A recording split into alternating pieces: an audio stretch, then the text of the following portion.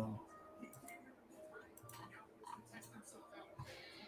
right, we should be ready to go a couple of minutes late, but that's no big deal. It hasn't been a busy day for me, but I always have a lot going on. It's not too bad though. I wouldn't trade it for anything. My son wanted to play with me for a little bit before I started. Gotcha. That's just how it is. He see me come home from work, he wants to play, but that's fine. Welcome to First and Frame Rates episode 189, getting closer to 200. Myself, DJ81. Bills should be here shortly, but he recently got the Xbox Series X, so he's probably playing probably NBA 2K on that right now. So he may be behind a little bit. It's totally understandable if he's doing his thing over there.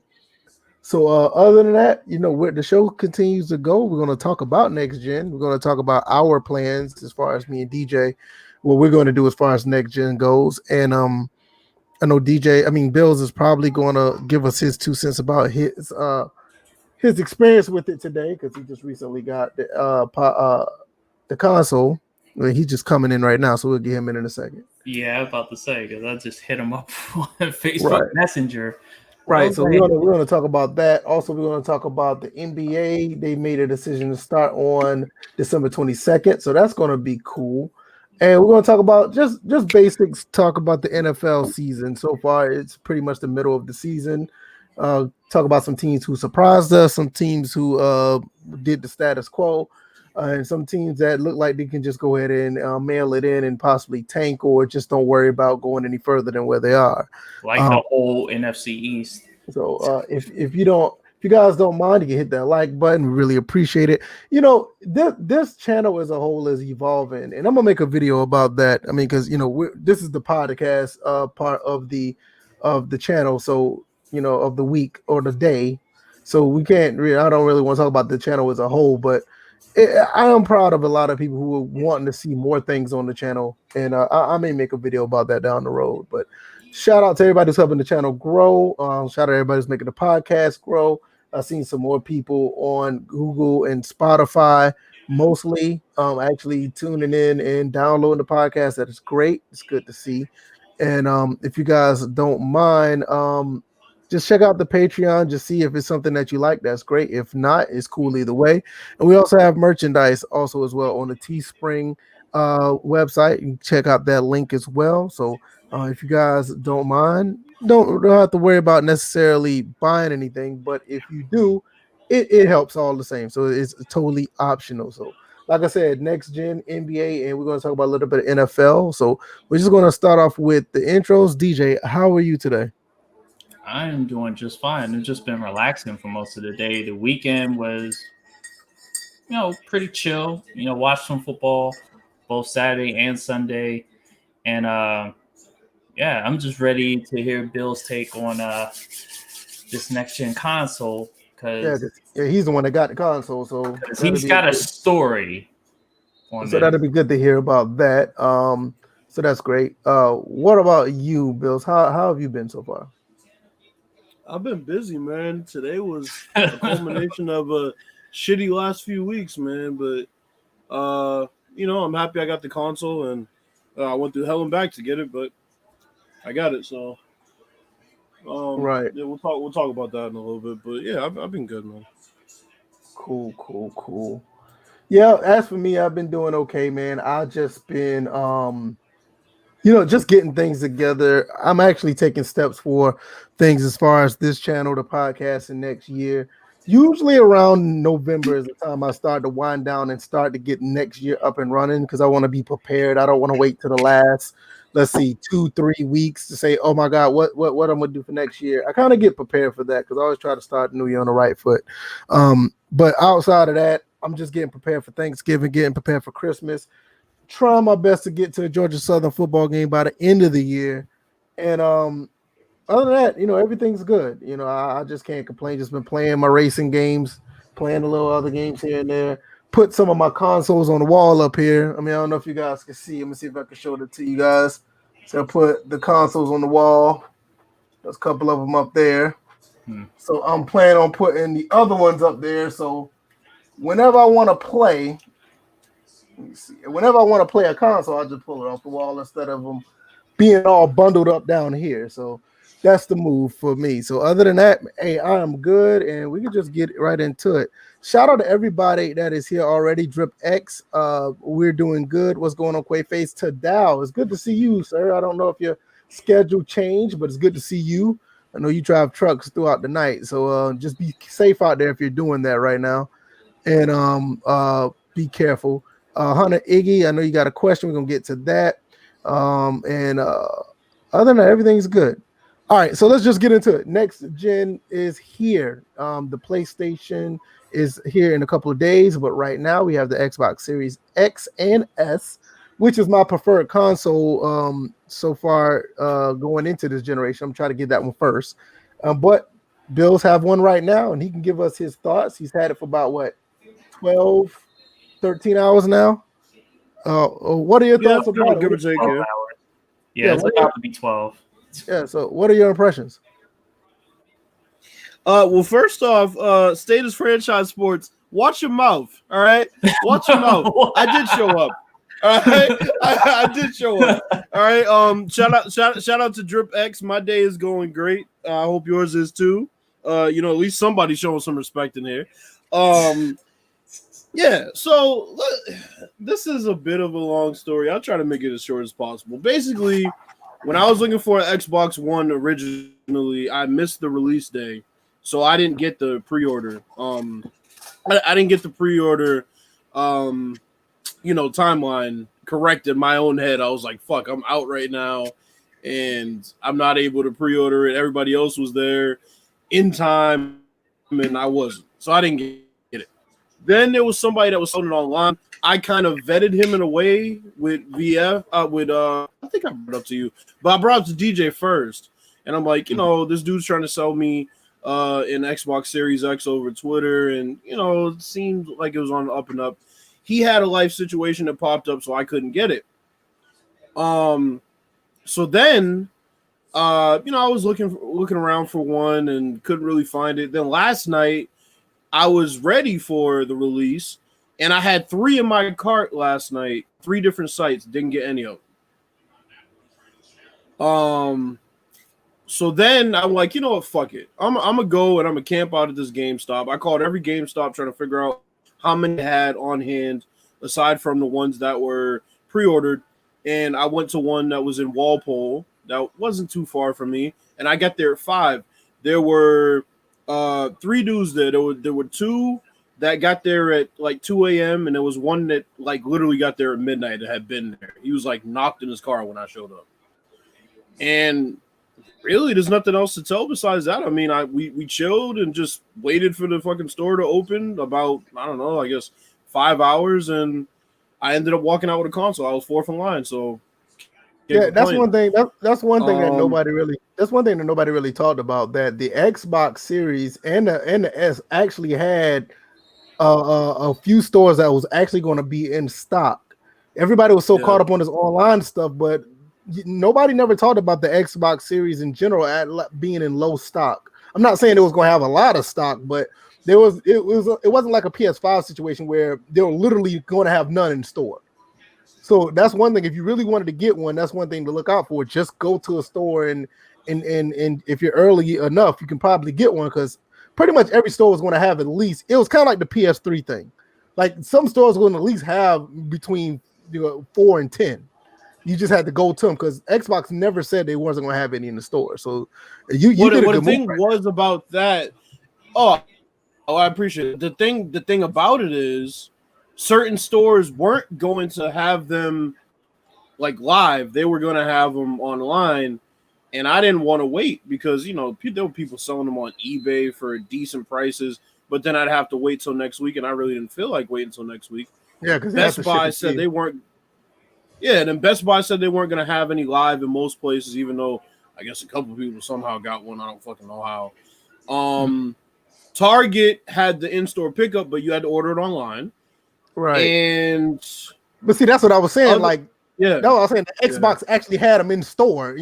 Regardless if you had to do it online or not. Like PS5 was like, look, you're just SOL. You know, you have to get this online. Yeah, Sony's like, we're not. Right. No. Yeah, at least Xbox had them in store regardless if you had to buy online. Because me and DJ was just talking about this earlier. Like, yo, when we get our next gen consoles, I want to get mine out of the store. I do not want to get mine online. I don't. I just because there's reports now. There's reports now online now. Somebody put on Twitter like they're supposed to get their PS5 through Target, and they specifically says we're not sure that your delivery is going to be secure because the contents may be visible to others. Yeah, and let me clear that up because semantics through the wording. It's the deliveries. Like if you ordered one and have a pre-order and they're delivering it to your house from Target, then those are the warnings that are out there that are saying that we can't actually hide what is actually being dropped off at your doorstep or whatever. But the in-store ones, you're talking about. Well, in Bill's case, he was able to pick up a stray store one and they had very few copies available. What, 6 you said, Bill's earlier? They had 6 and you happened to be the 4th person in line. Here's something funny about that. That is exactly what happened to me when I got the fat PS3 on release day. I was number 4 and there was 6 at the store. Exactly what happened. So go ahead, Bill. No, let's look at the screen. Just look. No. Bill's about to. No, he is. But I'm just telling everybody. Look at the screen. Look at exactly what it's saying. Mm-hmm. What the fuck? That's terrible. Yeah, go ahead, Bill. I think Bill's frozen. Yeah, up, I mean, bro. so something funny about that. Braintree wasn't that far from where I was, and they had 8, and somebody who was there with us said his boy went to Braintree and got his and didn't wait in line. So It really was luck of the draw. It depended on where you went. It really did. It depended on where you went. Yeah, so, I mean that's basically how it was. I mean, I can't speak for like the PS4 because the PS4 and the Xbox One did a pretty good launch. I think everybody who wanted one damn near got one for the most part. The PS3, the 360 went smooth. The PS3 was a nightmare because I remember when I got mine, it was kind of the same way. Like the Best Buy I went to was in Southside Savannah. Like it was the same situation. You was in number 4, and there was only. And the thing is, they didn't tell anybody until number 7 showed up in line and said, "Oh yeah, we only had 6." Like, but I think that's how it is in most stores now. It's kind of like how it was a PS3. Like some have 8, one have 6, some have 4, one maybe have 1 or 2. So, I mean, like I said, you moved pretty good on that one. That's what's up. And them motherfuckers put the sign on the door the night before and was like, "Yo, we only got 6, so right, you better show up." Right. Yeah, that's terrible. But yeah, I mean, but that was but this I don't know how much weight this have now. But this I said this on one of my Sunday retro streams. I think I said on one of those, like, it's always good. I said on the VF Live, it's always good to have a good rapport with people in certain stores, so you would know what's up. If you're really that cool with them, I don't know if this would have helped with this type of situation because these are like new consoles. But if you're like cool with people, like somebody will give you a heads up like a couple days before, like, look, we're doing this, we're doing that. You might want to get here, and it would help because I had a guy was telling me here that they had I think they had like 3 Series X's, but they had like 14 S's. But I wasn't in. I had no plans on buying none at this moment. But he told me what they had at the store right up the street right here, and I was like, oh, cool. But it's always good to know people, especially in the gaming world. But I mean, you moved good on that one. That's what's up. Congratulations to you. But I plan on getting mine. Yeah, I plan on getting mine, but I'm not going to be in this guy's situation. I'm not, because this right here would piss me the hell off if this was the case. I will be mad if my console's coming in and they give me a message like that. I would not. You'd essentially have to be home the day it comes. Yeah, you have to be. Yeah, exactly. And as far as these any type of like console that big of a purchase, I would never have it home delivered. I will always do like a store pickup after ordering online and stuff like that. Right. Exactly. So, because Absolutely. all the next gen releases I've been a part of have been smooth. So Well, I mean, and not only that, DJ, is like even if you stayed home and waited for it to come to your house, something could happen to it on the way. You know what I mean? It's like There you could be don't- so. I'm just waiting for one of them days where there's a UPS driver or a FedEx driver or one of them dudes that's just like, you know what? Fuck this job. I was gonna quit this job anyway. Let me take one of these PS5s real quick and roll up out of there. the Well, sad part is they'll be able to track that, and he'd be in jail real quick. Yeah. But still, it would mess up a person's day if that. It would, yeah. Yeah, but you never know. I'm not gonna say some of these N words don't care. happened. You know, I'm gonna be honest, man. Some of them don't. But yeah, man. I'm gonna look at some of these comments right here. But first one I'm gonna get to is this one right here. Did anybody hear about this? Spec Poo said somebody's PS5 got bricked. Y'all heard about that? How do they already have it? Yeah, someone already out in the wild. They're out in the they wild. probably jumped online and got bricked. Good, that's what they get. Well, they did say that. They did say because PS5 did say, I'm not PS5, but Sony did say do not go online with their consoles yet. Right. Xbox was different. They let people go online on theirs. They was ready for that. They wanted people to go and play. So, but I think which is a smart move with them being the underdog in this console war. Right. I'm gonna be honest with you, man. I think they're going to take over this console generation. I'm not saying that to be funny. They're in. We all called it on there. Yeah, they're in really good position. Yeah, I think me and you talked about it. They're throwing the kitchen sink at Sony for this generation services. You get a month of Disney Plus free if you get Game Pass. Yeah, see, they're throwing everything, and I don't blame them because when you get punched in the mouth the last generation, you should come out swinging. I mean, that's the way I look at it. Punched in the mouth, they got hit. They got punched in the mouth, got hit back of the head with a steel chair. They kicked in the nuts. The kitchen sink thrown at them. Yeah, it's pretty bad when you look at the whole situation. But I think that's the good thing about these, I ain't gonna say console wars, but competition. Competition breeds excellence, and when you have something like that, you will be able to. The other company will be able to try to do better next time. And like I said, I think the way they did their release, the way they did their launch, they got everything in order. The pre-orders was not as bad as PS5s. They look like the release, for the most part, the release of the Xbox Series S and X look like they're going smooth. It looks like they're doing pretty good out the gate, and I like to see that. Just based on content alone, I felt like the Xbox was going to be the move for me to start out with. I am going to get a PS5 later. But clearly when Gran Turismo 7 come out and or if they do a slim version, because I had to go to Walmart before I came home after work, and they got the display up for the PS5. They don't have it up. They got it set up so it could start being playable for people who want to, how they do a little playable kiosk. Mm-hmm. The PS5 is like this fucking big, bro, and I'm not lying. That shit's like, it's just almost like 24 inches. It is huge. And I was like, I don't know if I want that. It's cool and all, but if I have to, I will. But a slim probably is not going to come out to like 2022. So why would I, wait 2 years? But I prefer a slim version, and I'm definitely waiting for Gran Turismo 7 because I'm looking at some of these games. These games look phenomenal on the Xbox Series, and I can imagine it's going to be looking just as good or slightly less appealing than the Series X.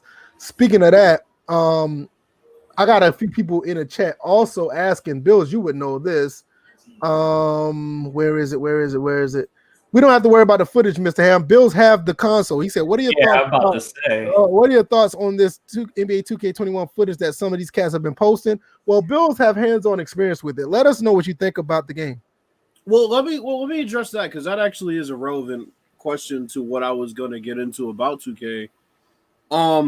For those of you watching the footage, trust me, it doesn't do the game justice. You have to actually feel how smooth the game runs as opposed to watching it, because a lot of the people that are posting footage, it's similar to in past years where they don't know what the fuck they're doing. They don't know how to play the game. They're just posting footage. It's shitty footage. They're not playing defense. They're taking stupid shots. it makes the game look like it's the same as it was when it's really not. If you play the current gen version, you know there's a pretty polished version of basketball. When you play the new version on next gen, it's an even more polished version of everything that they had put in this year, kind of on steroids in a way. The movement's a lot smoother. The animations are a lot smoother. They've added new animations as far as shots and things like that. They've added a lot of things in the way of AI that make the computer play a bit better. And I told DJ it feels a lot like NBA Live. And you know I'm gonna get flack for that, but I'm sorry. We over here on First and Framerates, we just tell it like it is about these games. We don't have any bias towards companies. If your company does something well in your game, we're gonna talk about it. We talked about all the strengths of Live. We never said it was a better game than 2K, but we talked about all the strengths, including help defense and player movement and things like that. And I think 2K took huge steps forward on next gen with that. So yeah, overall, my experience has been really, really good. Based on the player movement, it feels like you can catch the computer in a lot of new predicaments on defense, like, switches out of pick and rolls and things like that. You can kind of catch them off balance. The pass trajectories are also better, so that also helps the pick and roll game. I have to play a little bit more to give you a full assessment, but I mean, I haven't really seen any negatives, especially since current gen was a really good game. Next gen is just even better. It's even more polished. Obviously, graphically, it's just fucking out of this world. I mean, it's crazy. They have a new commentary team, which is a nice touch. And the thing that is in a way trivial to a lot of people I know, but for me, it does a lot for immersion. The fact you can remove the gameplay indicators similar to NBA Live adds such an impressive look to the game when you're playing in broadcast view. It's incredible. It's incredible. Now, I do have a question now. As far as shooting is concerned, so far, have you noticed the different trajectories as far as, like, depending upon how you hit a shot button or a shot? So they have the tips in there of how you can control it, but I haven't really tried to yet. So I've just kind of been shooting how we usually shoot. And what I will say is, I talked about before how it was so easy to shoot. When I was playing on All-Star, it was easy to shoot. When I got on Hall of Fame, I couldn't make a jump shot. I couldn't make a shot. But it wasn't like the shot meter situation. It was just, I just wasn't getting good shots, and I wasn't making the shots. I wasn't hitting them. So the timing's a bit harder on Hall of Fame, which is good. Yeah, so because as a current, I know they put it out there that the way shooting the shot trajectory is supposed to be handled is that if you press softly on the right analog down, you'll get a high arcing shot, and then if you just sharply do it, you'll get a low arcing shot. So that was. So I'll have to go in 2KU and practice that for sure. That was one of the features they talked about from the beginning. I remember. I was talking about it like when I was talking to you earlier. I was like, because you brought up trajectories. I don't know. I guess I thought you would talk about shot trajectories when we were talking early on Facebook Messenger. But... No, so we talked before, but remember when I went into 2KU before, it was to figure out how to do the step back, and then I kind of forgot about everything else that we had talked about. Because we did talk about the shot arc, and I also wanted to figure out how to do, because they said the size ups this year or on next gen is interesting too, because the rhythm and how you flick the stick and what speed actually changes what speed they do the dribbling moves, which is interesting to me. And then I was going to say another aspect of it, which is going to be interesting for Sony users, is because the controllers, not the setup, but the controller is different than the Microsoft. So I wonder how the feedback, mainly the feedback and just the triggers. I wonder if you're using a guy that's like cold, if the controller will turn cold, and if you're using a guy that's on fire, it'll warm up, it'll heat up a bit. That would be kind of dope. Yeah, but they did say, like, if a guy's like tired or whatnot, he'll be harder to move, and you can actually feel it in the controls, which I kind of felt that is the case with a certain hockey game. But that was in 2K on Dreamcast. Remember? Do you remember when the guys got tired and they ran funny, and it was harder to move around?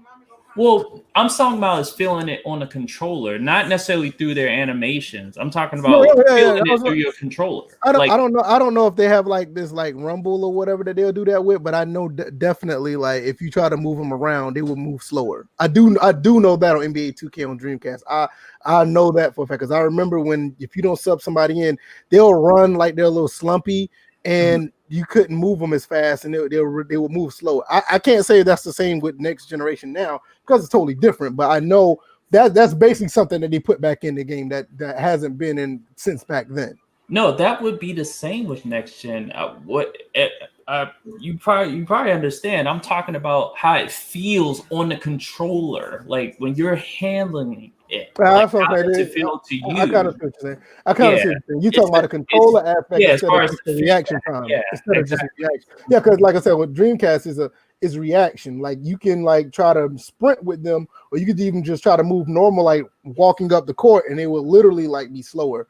So like I guess that's the difference between that and having like the haptic feedback like they would have on the PS5. So it will be totally different. I see what you're saying. Okay. I'll tell you this, DJ, I did notice that Jaylen Brown's shot was a little bit flatter. Like naturally. But it was because I was taking contested shots with him. I might have been rushing the release. So when you said pulling it down sharply, so that makes sense. The other thing y'all talking about player movement is really interesting. I was getting a backbreaker feel when I would do some of those takeoffs out of the triple threat. It felt like a runaway train, and he goes in one direction. You press turbo too quick, you fucking lose control of him.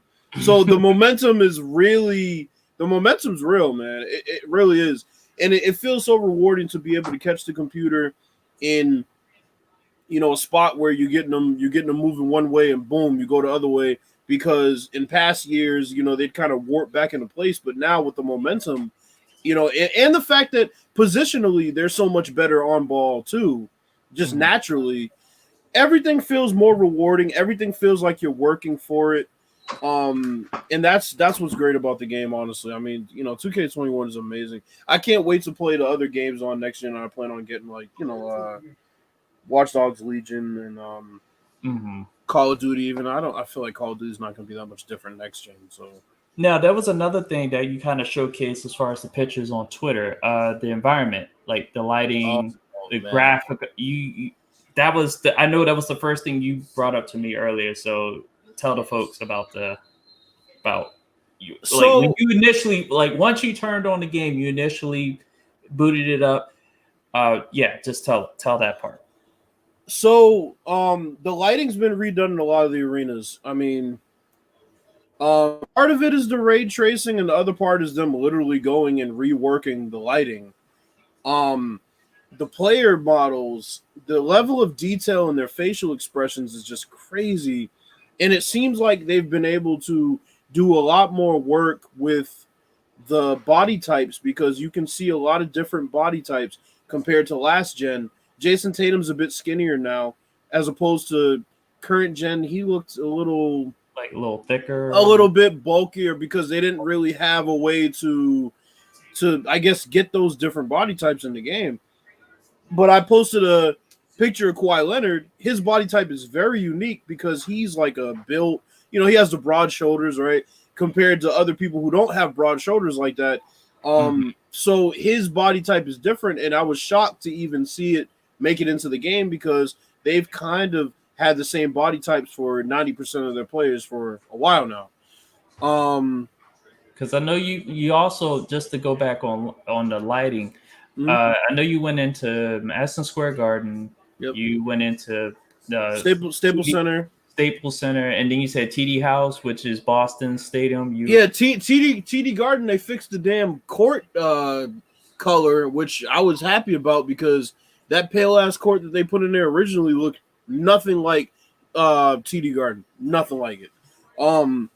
So I'm glad they fixed a lot of those things because that's immersion right there. When you watch on TV, you see what these arenas look like, and they don't change very often.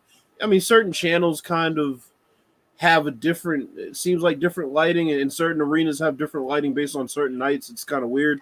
But overall, you get the same lighting every time you watch, so you want to see that when you're playing. Now, what about the intro that you weren't able to record? I had asked you about it, but it was too late. You got to tell them about that one intro. So the thing is, because this new console unlocks so much in the way of lighting and variable lighting, and being able to see certain things in the dark that would just be pitch black. I saw fans holding their phones up with their flashlights on their phones during the intros for the home team, and it looked way different. And then after it got past the point where they were holding the phones up, you could see them holding the phones in their hands, and you could still see the light. It was just dope. It was a level of detail that you just don't usually see. You'll look out there and you'll see the light, but you won't actually see a hand in the dark holding the phone. You could tell that a hand was holding the phone. Even to the point where, you know how you'd see empty seats and they wouldn't really even look like seats that you would sit in at a basketball game. The level of detail they've even put into the seats at the game are just crazy. Now, go ahead. No, keep going. No, I was going to say the level of detail they put into the fans is pretty much the level of detail that you got on the players in current gen, which is just crazy. Yeah, because the other thing that I was also noticing with the fans that I was seeing from other footage was that they were actually getting up and walking to the aisles. They were actually coming out the aisles, the tunnels, and walking down the steps, just like MLB The Show. They actually do that currently on and they haven't done it since NBA 2K7. We talked about that. Yeah, they had that. That was one of the things that they had when like next gen was coming in for the 360. Like 2K, like they really stepped their game up with that. I think they did it in the hockey game as well. Like they did a really good job. And I mean, you got to mind that was back in 2006, so that was a really big deal. Spec Pooh say you want to get a Series X controller. I'm pretty sure you want to get on your PC. Speaking of that, let's see. And I got a question about that, about the controller. Does it kind of look like this? No, what kind of controller is that? This is one I got for like I forgot. I got it on Amazon. This is for my PC, but it's the Xbox One. It's labeled as an Xbox One, but I will say this. That looks kind of cool. No, I like that. I do like that. The Xbox Series X controller is... Well, go on Amazon because you can get one of these. It's pretty nice. And it works with that. It should work with the Xbox Series. It should. Yeah, sure. They do. The Xbox Series X... This is my PC controller right here. This is my Xbox One controller. Okay.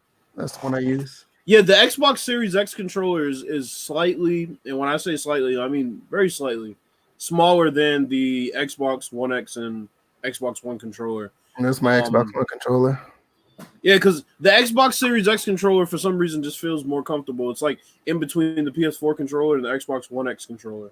Right. So it's a nice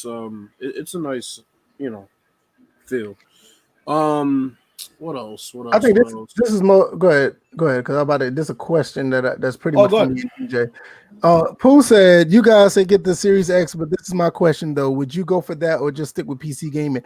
From what I see, I think the Series X is a complement to your PC. It's one of the reasons why I want to get it first, because a lot of people say that hey, a lot of the games are going to be on PC as well, but I think they complement each other very well as far as, let's say, if you wanted to capture. Or if you just wanted to play on your Xbox, you already have both for the ecosystem anyway if you have Game Pass. So I think it's a pretty good trade-off if you get both, in my opinion.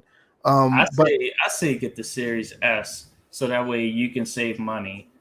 Well, that is true as well. Because in my opinion, that's the perfect complement to PC. Yeah. Your PC, you're always going to be able to upgrade, but if you want to save money, it wouldn't make any sense to get the Series X. That's another $500, which that should be relegated to upgrading your graphics card, your motherboard, and all that type of stuff. Maybe some food, groceries, 5 trips to McDonald's. I don't know, 5, maybe 50 trips to McDonald's. But yeah, I would say like PC and the Series S is more.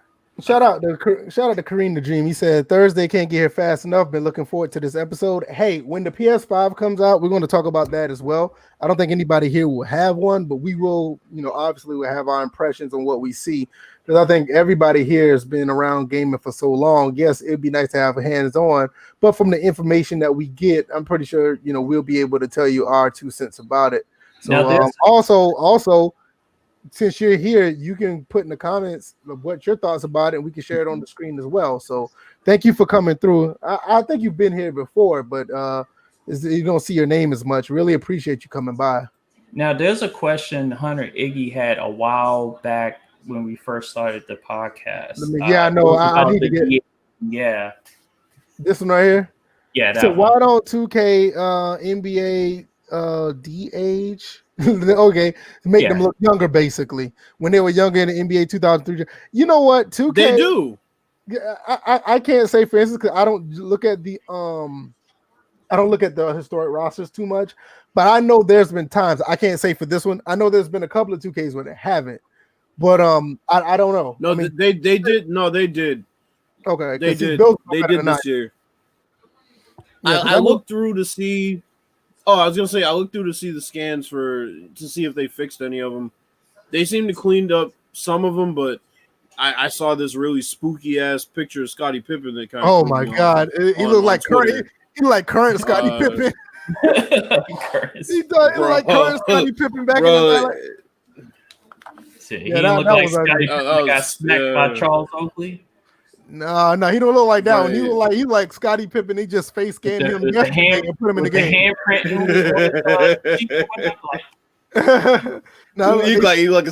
You like Scottie Pippen fresh out of a divorce. Right.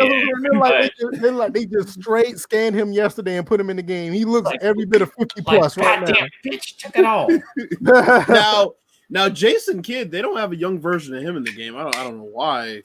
That's one of the reasons why the modding community on PC started doing what they do, because a lot of guys over there are like real basketball heads and historians, and when they started modding the games, they've been doing a lot of face scans or facial art to put those younger cats in the game to look like themselves back then. I think Jaros was a big proponent of it, because Jaros used to do some modding as well. And he did a real good job because he's an artist. Yeah. And he did a really good job of like doing young Michael Jordan. He did a couple of young LeBrons on 2K 14 or 15. I can't remember. But he did a pretty good job of them. Let's see. Yeah, well, we got to that question. Let's see. State of Franchise says, I hope created and generated players are better looking as well. Yeah, because some of the generic players used to look bad on the last generation. They look real basic. All of the players for the most part have gotten some sort of graphical fidelity upgrade just based on the fact that it's on a new console. But as far as changing the physical player model, I'd have to look into that. I did not know this. Karina Dream says, no problem. I always catch during dinner time with the kids. That's awesome. So the kids can listen to us too. Always got to catch an episode after the fact. Oh, that's cool.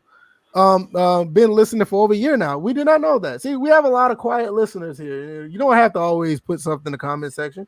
As long as you come through and listen and hit the like button afterwards, is always good engagement. So we really appreciate it. Now, also, if you can't catch us here and you want to download the episode and you don't want to listen to us after dinner, you want to listen to us on the go, you can go to iTunes, SoundCloud, Google Play, or Spotify. You can download the podcast there as well. So always keep that in mind as well. Also, if you go over there, give us a good rating. That helps, because we're trying to be the best gaming podcast or sports gaming podcast out there, because some of these guys do a best job. But let's get into that was horrible. That was the purpose. What are you talking about? Have you seen today's trailer on Esports Boxing Club game? Did y'all hear about you just skipped over Drip X's question. Right. I did, because this one right here is kind of interesting. Did y'all hear about this? Wow. No, Drip X, we're gonna get to you, man. Seriously. But did y'all hear about this? Because I don't know anything about I haven't seen it. I've been paying attention to the game, but I haven't seen the question. I haven't seen the trailer. I haven't looked at all for that. No, but I'm gonna get it. I'm gonna look into that. Probably that'll be a Thursday thing. I'm gonna watch it right now. Yeah, that'll be a Thursday thing. Maybe we could do a whole thing on that. But he did ask, Bill, seriously, did they add new hairstyles? I did hear that you can customize hairstyles though. So I was gonna tell him I'm gonna have to look. I'm gonna have to go into my player. I'm gonna have to go into my career and look, but I'm pretty sure they have. I mean, they always add a couple, but you know. They said they mentioned that in Bills. We talked about this earlier. I know we used John Wall as an example, but also I think what I've seen pictured was Westbrook having two different hairstyles. They were saying that you can go in and edit the current stars. Yeah, that's what I'm saying. You can do. It's just not for everybody though. Right. It's just I guess it's just for the ones that have showcased a couple of different hairstyles. So it would kind of bring back. I would say maybe the foundation to bringing back what they did with Ben Wallace. Oh wow, old 2K days. Okay, who asked about that, Mr. Ham? What's that? What's the question? This player movement, the esports boxing is impressive. Hold off on that until Thursday. I really want to talk about that I don't want to talk about it on Thursday, but if it has enough depth, let me know, because if it don't, we'll talk about it now. It's not. We should show the trailer now. I think we should show the trailer and just react to it. I'm gonna send it to the DM. Yeah, send it's not. It's not that long. We can just, Okay, because I was about to say if it had a good bit of depth in it, I think that could have been a really good topic. But if it doesn't, I don't think it's enough for like a topic. But gotcha. We could just watch it a couple seconds of it. All right, because this looks really good. All right, let's see. Did they add new hairstyles? No, we don't care. Okay. Went over it for a few moments. You're such an asshole. All right, let's see. Let's get it. I don't know if it might have music in it. I don't want to. Okay. Yeah, just all right. I'm looking at it. Okay. The little feints in there I'm seeing. Oh, okay. This looks really good. The movement looks really nice. I like it. It looks really smooth, and it would be interesting if you could control all those little aspects of the on the toes and the sliding away from the punch, bringing your body away, sticking your arms out to kind of extend your hips and customizable career mode. This can't be alpha. This looks too good to be alpha. The game's supposed to be coming out relatively soon, according to them. Yeah, because they. Yeah, but I'm just looking at the title. It says Alpha Movement Gameplay. If this is alpha, bro, that's gonna be amazing when it's done. They just look away. That must be a time. This is looking. This is a lot of movement that has never been in a boxing game before. Right. No, bro. This is not. This can't be okay. So it'll be on Steam, Xbox, and PS4. Well, PlayStation. This would be a PC. Coming soon. Well, soon ain't a fucking time. Once again, it's an alpha movement tease. This cannot be alpha gameplay. No, ain't no way. Well, Call of Duty put out an alpha that was pretty damn good. Right. I don't think that was alpha either. I think they bullshitting. Alpha is like alpha is like really low key shit. Man, you know what I'm saying? We have sounded like them people trying to get those ballots recounted. I think that was fraudulent. No, that's serious. Like when you hear alpha gameplay is like real bare bones shit. Yeah, Daily, how you see this a month ago and it wasn't out a month ago? I saw this a month ago. Motherfucker, it just came out today. I guess that's the old school side of me thinking like alpha used to be like alpha gameplay would be that bullshit that Cal Anderson got. Oh god, that's not alpha gameplay. That's just trash gameplay. but you kind of get the gist of what I'm saying. It's like alpha will be like the wire graphics. And it'd be that's what alpha movement for me is. This right here look like it. Do you think maybe they don't look like it's completed? This is like it's damn near done. Do you think maybe they don't mean alpha is in alpha early stages, but maybe alpha is in I don't know another because terminology? No, it could be exactly what it means. No, it could be exactly what it means. It could mean just alpha as far as the movement of the game. Not the visuals, not the graphics, not the engine itself. I think it's just the alpha stage of them actually getting the players to move a certain way. Now I can believe that, Like this is their first time actually they got the player models right. They probably got the atmosphere together. They probably got, the hit detection right. But now it's finally trying to get the actual player movement right. This probably be the alpha stages of the movement. Just like you know what, TD? You know what, TD? I'm glad you brought that up because no boxing game has really gotten the clinch game right as far as punching on the brakes and things like that. Especially considering the fact that UFC 4 overhauled their clinch game, which of course is different because it's MMA, but still, they overhauled their clinch game this year. Boxing games don't take the clinch game serious enough in, the dirty boxing aspects. Right. That's why I feel like in Fight Night Champion, for example, as good of a game as it was for its time, styles in that game, because the game didn't have enough of the fundamentals of boxing to allow you to. So and then they also put out a patch that fucking ruined the player movement, and it would suck you into, interactions that you really didn't want to be in. I mean, if you were an outside fighter, it would slow down your movement because I guess people online were running away too much. I don't fucking know. So the game, I don't know the name of the game. It was called Esports Boxing Club. Boxing Club. That's what's called. Okay. Yeah, because I see it up here. It's a ESBC. Okay. Yeah, State of Franchise. I don't think that's the name of the part of the company. I think the alpha is exactly what it is. This is the beginning of them with the player movement, and that's why it's called Alpha Movement Gameplay. So I think it's the begin. I think they probably got everything else right, and this is the first time they're actually showing off what type of movement that they're doing. The licensing is going to be pretty good for the game too. Okay, so the company name is Steel City Interactive, out of the UK.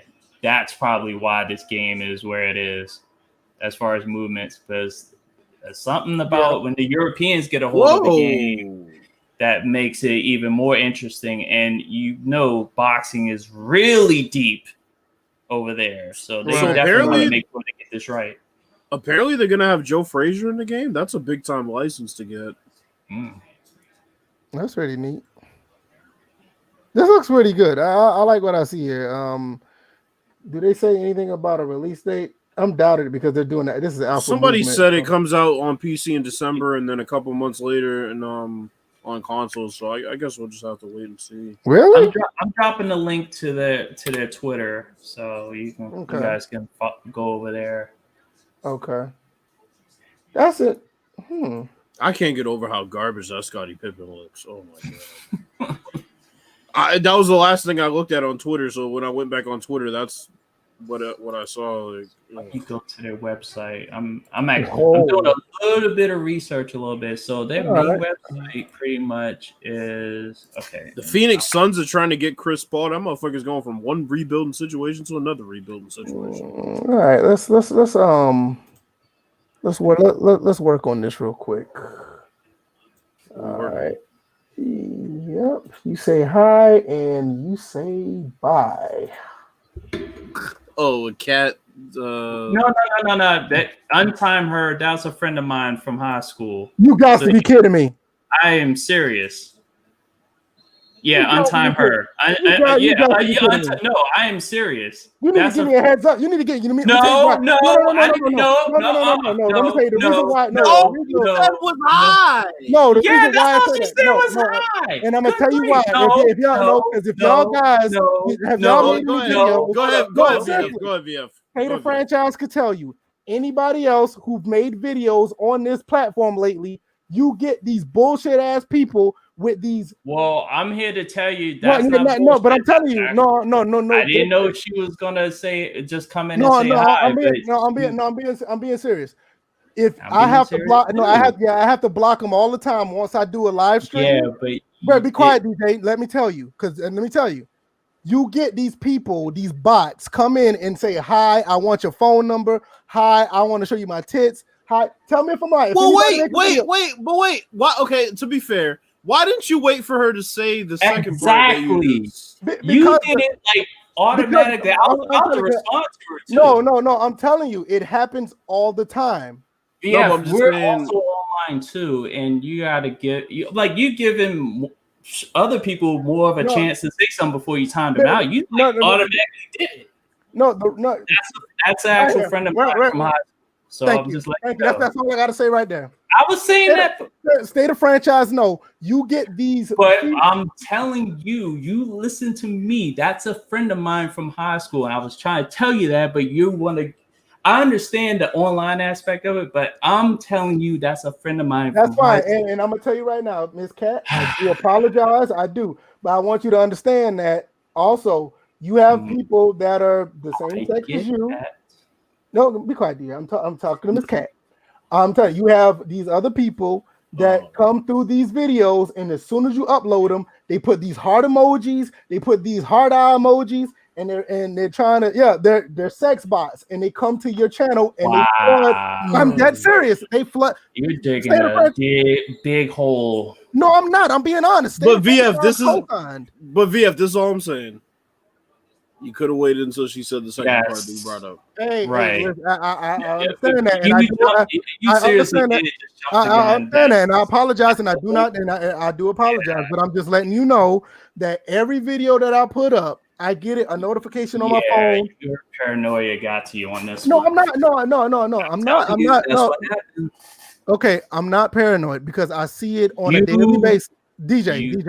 It's not paranoia when you see it on a daily basis. Well, you didn't give her a chance to respond. But see, this is the thing. DJ. You don't give these type of things a chance because they flood the comment section. I didn't jump the gun when this happens on a daily basis on my videos. All right, it's over. You apologize. No, I did, but I mean, I want to see DJ don't make videos on a daily basis or put videos up like I do. You act like I'm not even online to see all this. I see your videos. I see your live streams, and I see you give people a like before they you don't see them comments though, do you? Because as soon as they go up, I block them. You don't see those comments. State of Franchise is a guy's telling you right here. Those comments are annoying because they flood your channel with a whole bunch of sex bots. They do that. And I'm not saying that she's one, but it happens. You know what? I'm like, you've apologized, but that you owe me one on that one. I don't owe you nothing. Just letting you know that. If anything, I owe Miss Cat. If anything, I owe Miss Cat. I don't owe you nothing. I look at it like this. There's another person. Me to respond. But what I'm saying is, I'm saying that was an old friend of mine from high school, and the people in the chat talking about we need proof. I'm like, no, I said. Wait. Then that means they owe you something. VF doesn't. That's what I said. I'm not going to do that. I'm not saying. VF, you've already given an apology. So that I'm like me saying that afterwards, you already provided that. So the apology. I'm not gonna say you're lying and say that's not your friend, but I just want you to whoever said that in the chat, you guys owe me. Yeah, I just want you to understand that when and I don't want her to take this the wrong way. I really don't. But when you have like when you make a video, you make a live stream and you put a video up, like as soon as it goes live or as soon as it's finished publishing, like say like after this live stream is over, once it's finally processed and once it goes live for everybody else to see afterwards, you get like 4 or 5 of these same type of pictures that she got.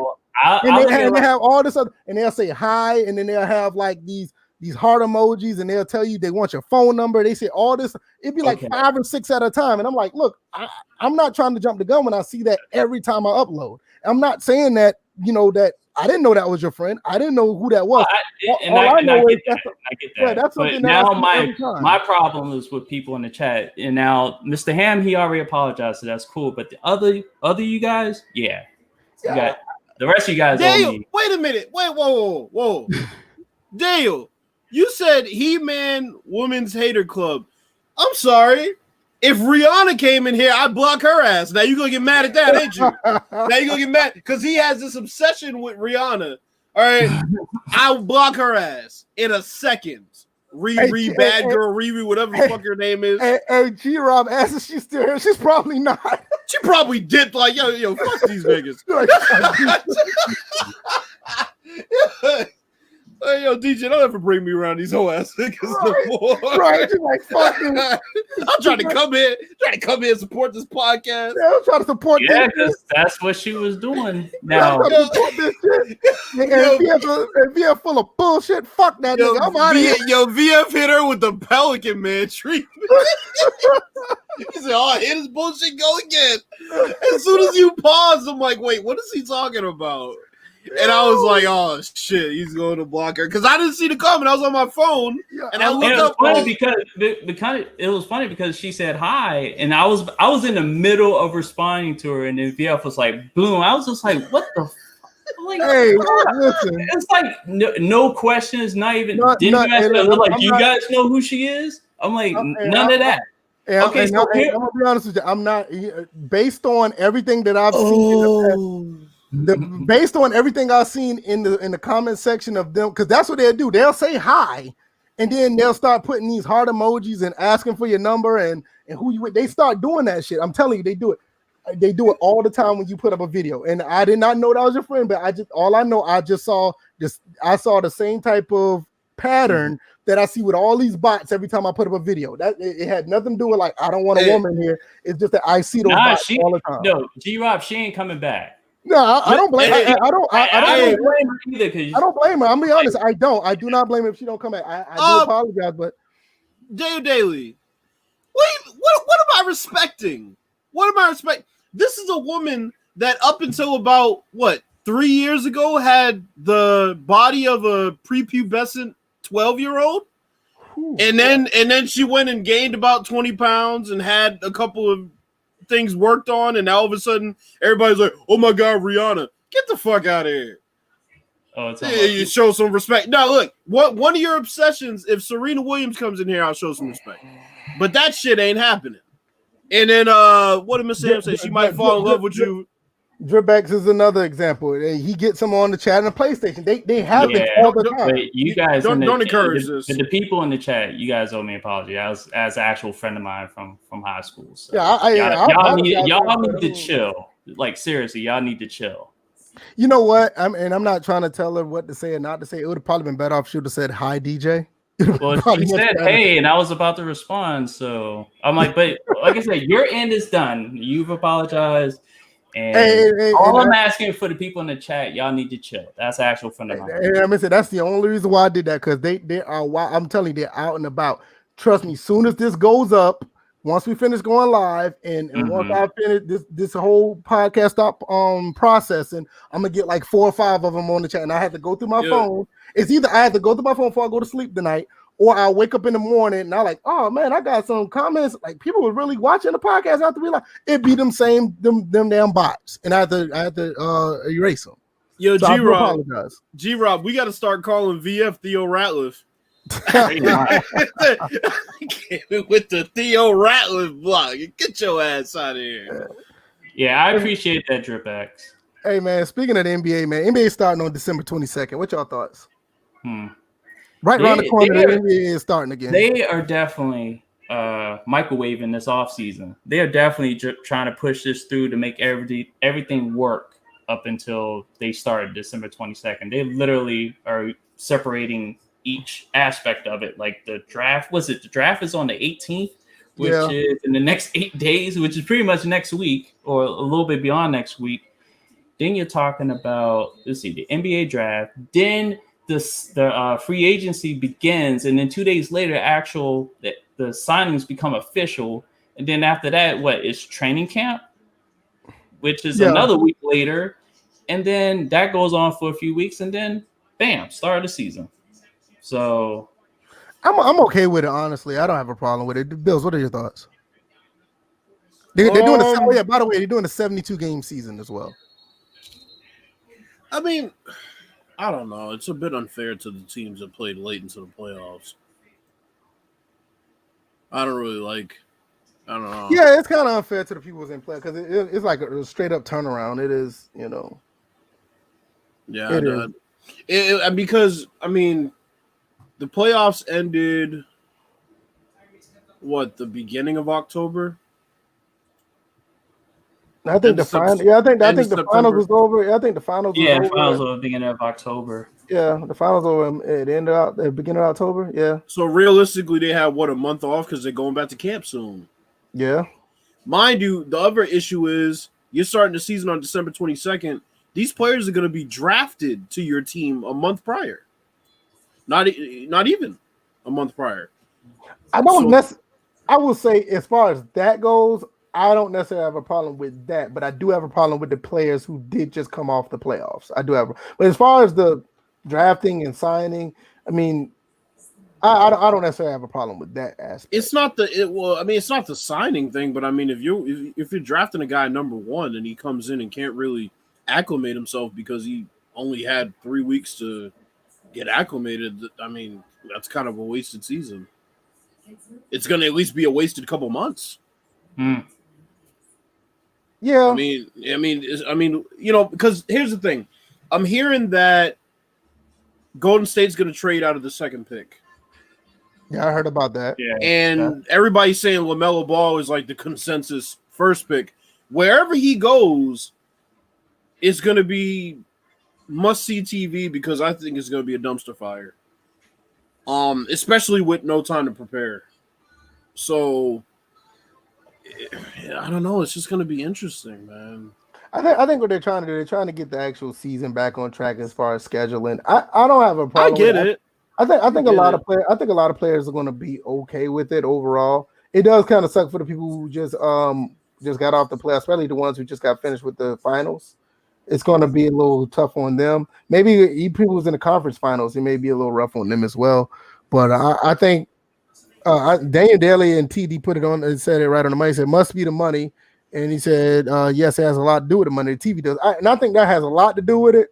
But I think the players in general, I think they're going to be okay. I don't think it's going to be that big of a detriment to them to start. And I think it's going to be good for the fans. You know, a lot of people have been clamoring for the season to start around this time of the year anyway. So I didn't have any time to miss the NBA though. It's like so. Well,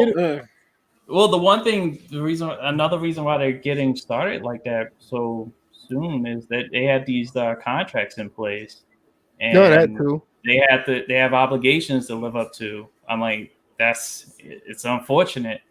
I'm like, no one's expecting, a season to be delayed and then have the finals played after the season wouldn't normally start. So it's one of those things where I'm like, if I would have given a clause where, okay, if players want to, like, especially to the two finals teams, if I would give like emergency roster spots to like a few players if they want to rest at least that first month. I would be like, hey, I understand completely, because at least you're still able to complete the games, even though the quality may be a little bit low for just maybe those two teams, but just an exception to those two teams, Miami and LA. My thing is with that as well, since it's going to be a 72 game season, I would not. It may be a little rough on the NBA because they're going to be like, they want to see their superstars out there, but I wouldn't mind players taking off or like not playing, like the first 20 games, and they may play like 10 of those first 20, or they may play 5 of those first 20, like the ones who've been deep in the playoffs. I wouldn't be opposed to that because of the turnaround so fast. Like, say, for instance, they don't play. They play every third game until like the 25th game or something, because it's a 72 game season. It's so much basketball to be played. I wouldn't be opposed to them saying like, all right, you don't have to play every night. Like I said, TD just said it. Load management is going to be in full effect, and this is one of the situations that I would not be opposed to it because I understand where they're coming from. Going back to NBA, you got a lot of dumbasses on load management right now, and it's November. I don't know how y'all motherfuckers do it. Right. Mr. Ham also says, DJ, you were right about 2K21 next gen and the haircuts options for certain players. So it's there for certain ones. Yeah, it's for certain ones. Okay. So I think at the end of the day, this is going to be interesting to see how the NBA plays out, because everybody wanted. I ain't gonna say everybody, but there was a portion of people who wanted the NBA to start around the Christmas time, because really that's when a lot of people start watching, the NBA. Like, it's supposed to be like some Christmas special, like when they have like these top games. So if they kind of implement that into the beginning of the season. I don't know how that'll work because they're still doing 72 games. So I can imagine how some of the games are going to be like condensed because I don't know if the season is going to end around the same time like it normally would. That would be weird because if the games were in like April and the finals be in June and it starts December 22nd, even for 72 games, that's going to be a crunch. Just want to address G-Rob. Hey, it's cool. We're good. Yeah, I put his comment on the screen. Yeah, I didn't see it. I was looking down because I was. No, you good. You good. Yeah. No, you good. I just put it up there. But yeah, it's going to be kind of interesting to see how they'll try to put all that together for 72 games. Let's see. Real quick question: who y'all got running the tables with a lot of teams getting back fully healthy this year? Man, with all of that going on, I mean, the Lakers are pretty much a pretty good bet. I would not count out the Warriors. I don't know about the Clippers. They don't have their coach anymore. 76ers, they always seem like they fools gold with all that talent. I don't know. I just don't know. Hey, it look like the Lakers will be a front runner. I mean, my Bulls are just whatever, you know. It's like, just to go back to 2K for a second, Bills, didn't you say the Bulls uniforms kind of pop now on next gen? Like the red? There are a lot of colors that pop a lot more. Golden State's blue pops a lot more. Dallas's blue pops a lot more. All the white uniforms are a bit more vibrant too. And VF, the Bulls arena lighting looks really nice. And that's one thing I noticed when we looked at that first little trailer when Steph got dunked on. It looks like the lighting got better, but it's good to see that in other arenas as well. So that's good. Those contact alley-oops are hilarious too. I had one happen and it happened to you apparently. No, it didn't. It didn't. It happened to me. No, I hit a lob. I hit the lob by mistake, and Marquise Chris went up and just posterized somebody. He looked like DeAndre Jordan and Brandon Knight. Shit was it was bad. It was bad. But yeah, they didn't have to do that to Stephen Curry in that gameplay video. Yeah, that was terrible. That's one of the faces of the league. Yeah, I had that thing on repeat and play that thing like 20 times. Yeah, that shit was hilarious when we watched it on the podcast. In his face. I know, like I played that thing over and over. Yeah, bro, Zion hit him with the forearm. Stephen Curry, get off me. Stephen Curry felt like a little child. I know he went up and he curled over. I was like, oh man, that was terrible. He went up and curled over. I was like, that was horrible. But yeah, man. But I think like at the end of the day, with the NBA starting back up, and me, I fell out of love with NBA games. I'll probably end up getting it eventually once I get my console, but I don't know. It's just something about just NBA 2K. I think it looks like a lot of people saying it's a phenomenal game.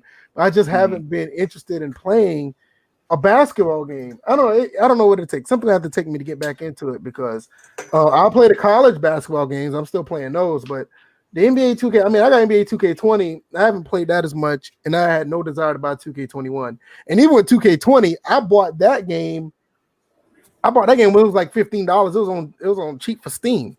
So it's not like I bought it day one, you know what I mean? So it's just something about the basketball games in general. For me personally, I lost kind of interest in it. I kind of lost interest in the sport overall as well. It's kind of like how I feel about baseball right now. Like, okay, baseball is still a great sport. MLB The Show is great. I don't watch it. I'm not watching basketball like I normally do. So I'll give it all its props. I think 2K and Visual Concepts and 2K Sports have done it. Is Visual Concepts still around? Well, anyway, yes. like nobody never talks about it no more. That's why I say that. But they've done a phenomenal job with the game. There's no denying that, and that's just me looking at it. And I would love to play it. But I just don't know when. Because I mean, once I get my console, I said this in the Discord. Check out the Discord if you don't mind. The link is down in the description. But I said in Discord, I'm low key kind of excited for Madden, and I'm probably like the only one. I don't know why. The only reason why I'm excited is because whatever we see is going to be brand new because we haven't seen anything. I got a feeling that's going to be the case. Shut up, Pooh. I know he's going to say something. I don't think the game's going to be important anymore. I may fall flat on my face and be like, "Oh shit, I was wrong," but I won't. No, I'll be right with you because I said it. I said I don't think it's going to be important. So me and you down on that hill again about like Johnny Manziel we'll die on that hill again. And like we did about Kyler Murray, like we're on that hill. Well, shit. At least you were on your own with Trae Young because I tried to warn you about that. I ain't gonna lie, bro. Hey, Trae Young, boy, I had a name for him. Hey, if y'all new to the podcast, I called him Trash Young. I thought that dude was terrible. I ain't gonna lie. I would take that ultimate L. I thought I would take the ultimate L on that because I was like, yo, we traded for Trash Young. Oh no, yo, man. I spent 30 minutes, people, trying to tell this dude. I'm like, yo. Trae Young gonna be all right. He's like, nah, he's trash. No, I'll say he's trash Young. I'm not gonna lie, man, because the last few games of college, he did not look good, but he proved me the fuck wrong. He proved me all the way wrong. I was completely off on that one. Now, I know that I talked with Bills about this, was that I was willing to leave it open to new language, not necessarily a port. Hey, but a remaster, yeah. But about time he popped up back in here. he had a birthday yesterday. Yeah, he did. Happy belated birthday to Scott OG. Everybody, let everybody know. Give Scott OG a happy birthday if you haven't already. Happy belated birthday. Sing his happy birthday. No. No. No. Serenade him. No, come on the podcast. No. Hey. Shredding him is just as good as giving the birthday song out. There you go. Yeah, man. I got somebody to shred that I should have been on a podcast last week to shred somebody that was taking some low-key shots at you, OG, but I ain't gonna do that. Yeah, we ain't gonna tell. Yeah, somebody did, but we're not gonna do that. But yeah, I was way off about that. I didn't know that. Complimentary Sports said his birthday was yesterday too. Okay. Happy birthday. Happy belated birthday to Complimentary Sports. If you haven't already, go check out his YouTube channel. He has a YouTube channel as well. I'm glad to hear about his mother's successful surgery too. Yes. Oh, really? Oh yeah, that's awesome, man. Yeah, good to hear that. Absolutely. Time for them to show some Madden Next Gen footage. If they don't, he said, go ahead and read it. I put it up. He said by Thanksgiving.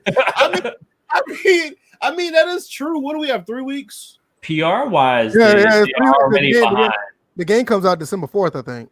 Yeah, they got whatever update they released. I figured when Bills and I were talking about this earlier, and yeah, I think you indicated that there were possibly two separate files. It could be two separate files because you can. That's how it looks right now. Because it looks like you can play the current gen on Xbox Series X now. Yeah. And I was hoping somebody would try it, but hold on. Back up. Say that again. I missed that. So this is basically the situation with Madden and FIFA. They have the current gen versions that you can play right now, but they have another file that you can't quite download yet that is for the new ones. That's another reason why I think it's not a port. Now, if they were the same file and you got to update that day, I would have been like, oh, okay, this is a bit, But because it's 4 separate files, there's one for current gen FIFA, one for next gen, one for current gen Madden, one for next gen. I'm thinking that we're gonna get something. Did they tell you? Do you know how big the files are? No, I tried to see. But I'll tell you, if you find out what size of the files are, that would be a dead giveaway. Yeah, because 2K's 101 gigs. Yeah, right. And Madden was 40 on last gen, so we'll keep that in mind. Yeah, mind you, because even with 2K came out with like 60 gigs on their last few games, so that to be 121. I mean, that's clearly that's not a port. I mean, I think they said from the beginning they were building from the ground up. Yeah, so we knew ahead of time what they were trying to do, but Madden is like even go back to Madden when it went from PS3 to PS4. Madden PS3 was 7.6 gigs. I remember that. I think I did a video on this on my old channel. But Madden Next Gen, the PS4 version was only up to I think it was like 10 or 9 gigs. So I mean, what? That was I would say an old argument that still holds true that I had from the very beginning about Madden and a gig count as far as how much work was put into the game. So same energy here. If it's definitely more gigs than what it came out on current gen, then I will rescind the port statement. Right. I mean, I'm with you on that. I'm low key excited about it. If I take the L, I'll take another one. I don't mind being wrong about this one because we don't see anything, and I mean, just like TD said right there, I said we all football heads at heart. Absolutely, sadly we all know next gen Madden is going to pull a Madden 06. They've been way too quiet. because they haven't pulled a Madden 06 since Madden 06. Right. So you can't say that because wait. People can say what they want about Madden 25 from PS3 to PS4. It was basically somewhat of a port, but you could tell it was not what you saw back on the 360. I mean go ahead. Yeah, I was gonna say, I don't know if I said this earlier. My memory's failing me, but I figured the language would change from port to remaster, like a remaster. They can't where do that. I don't think that will. I'm not saying remake, like I'm saying remaster. Like you still have like the same elements of the game, but you've added some enhancements to the game. That's basically what Madden 25 was. Madden 25 from the PS3 to the PS4 was basically like a remaster. That's what you call a remaster. If anything, I would like to see Madden 21 be a remake and build the whole game from the ground up, kind of like what they did with Resident Evil or what they did with DripX, Shadow of the Colossus. Those was like complete remakes from Shadow of the Colossus on the PS2 coming into the PS4. That's a complete remake. DripX, I would like to see them do that compared to just a remaster. When Madden 25 comes out, they're gonna call it Madden 25th anniversary. I guarantee you. No, they can't do that because that was Madden 25.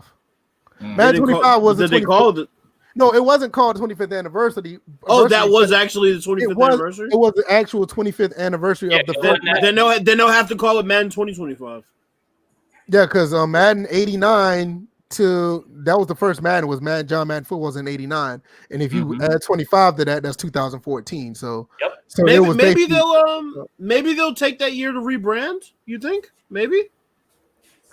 I know a lot of people don't want to hear this, but I'm gonna be honest. I wouldn't mind if they dropped the whole Madden name altogether. I don't care as long as it's a good football game. You said it before. I said it before. Yeah, I think. Don't get me wrong. I like John Madden. I don't have nothing against him. I just think if they make a good game, they rebrand it. I think it'll get away from the connotation that the name has. Because don't get me wrong, Madden is a beloved figure in the football world. But when you think about Madden, the video game, a lot of people have a negative connotation to it. Even the ones who like playing the game, they still have their gripes about the name. If they remake the game, or I can say remake it, if they actually rebrand the game and they have an actual new engine, they will separate themselves from that name. We're not disrespecting John Madden. No. They're disrespecting John Madden. Wait, you talk about us. Our disrespect towards John Madden pales in comparison to their disrespect towards John Madden. We're not disrespecting the name. I'm just it is almost akin to NBA Live. Like I'm pretty sure they're probably going to keep the name, but the problem with NBA Live, they tried to move away from Live. Right. Remember they did it twice. They once went Showdown. Actually, no. Showdown was before Live. Showdown was before Live. Showdown was before Live. They went to Elite from Live and then had to go back. And that's the thing is like Live actually made strides last generation compared to what people may not believe. You look at Live 15, you look at 18 and 19, they actually made strides for the game to be actually a respectable and playable game, but people did not want to play the game because of the name. And it was such a shame because I felt that at least with NBA Live 15, that was a good game and nobody wanted to touch it because how bad 14 was, or how lack of inept the 14 was. NBA Elite was so elite that you had to be an elite company to even have the fucking game. I know, right? It didn't get released. You know what? I'm glad y'all said it because bless you. Thanks. What I'm gonna do is I'm gonna take NBA Elite off of this PS3 and I'm gonna put it on the PS3 emulator and see how well it runs. Yeah, I'm gonna see how well it runs because on the PS3 it just has so many issues. Yeah, with you it right now. should stream it. I'd watch it honestly. I'd watch it. Yeah, but nah, it's just that that's one of the things about it. I mean, I think live, me and you, Bills, we were the first one to say we thought Live 14 had some pretty good strides in it. It was I think it was a solid game based on what it had. It didn't have everything that the opposition had, but I thought Live 14 to 15 was pretty good. And 16, 17 was canceled. I don't know what happened. And 18 and 19 were okay, but hey, you saw that, right? NBA Delete 11. Oh, that's funny. But it's just the fact that a lot of people did not want to give the game a chance because of the name, and it sucks. Hopefully, Scott OG, I know he probably can't say anything. He's gonna be he works for EA now. Hopefully they'll be doing some great things with the series. Honestly, that's my most anticipated game for next gen, to be honest with you. I'm more anticipated. I'm looking forward to that more than even the new Battlefield that's coming out. And Bills, I don't know if you looked at the podcast last week. New Battlefield is coming out next year, not 2022. Yeah, I know. I said the same thing, right? Interesting. So, yeah, because they already said it was going to come out in 2022, but they moved it up to holiday 21. So let me ask you. This is random. Are y'all picking up Cyberpunk when it comes out? Yes. No. I was waiting for something like that to happen. I'm buying it. I think I'm copping it too. I'll be honest. That's a day one. I said that was a day one the first time I saw the first when I saw the first gameplay. Even though they dropped a lot of stuff from I'm still getting it. I'm still getting it. Wow. I'm getting it. I'm still getting it. I'm getting it. I believe that CD Projekt Red, I believe in them. I think they'll still put out a quality game, and I think you're gonna have fun with it. I'm getting it. I'm getting it. So I'll tell you what I'm not getting. Oh boy. I'm not getting Assassin's Creed. I thought you said it's gonna get it. No, yeah, I did. And then I watched the intro and I said, "Ooh, this looks nice." And then they got to that fucking snow, and that motherfucker was leaving bear tracks like he's a goddamn bear, and he's a human. Then they got to a part where there was less snow, and he wasn't leaving no tracks at all. I said, "Bro, they had this in Red Dead Redemption. This is supposed to be a next gen game. Y'all didn't have it in there." But like see, that's something.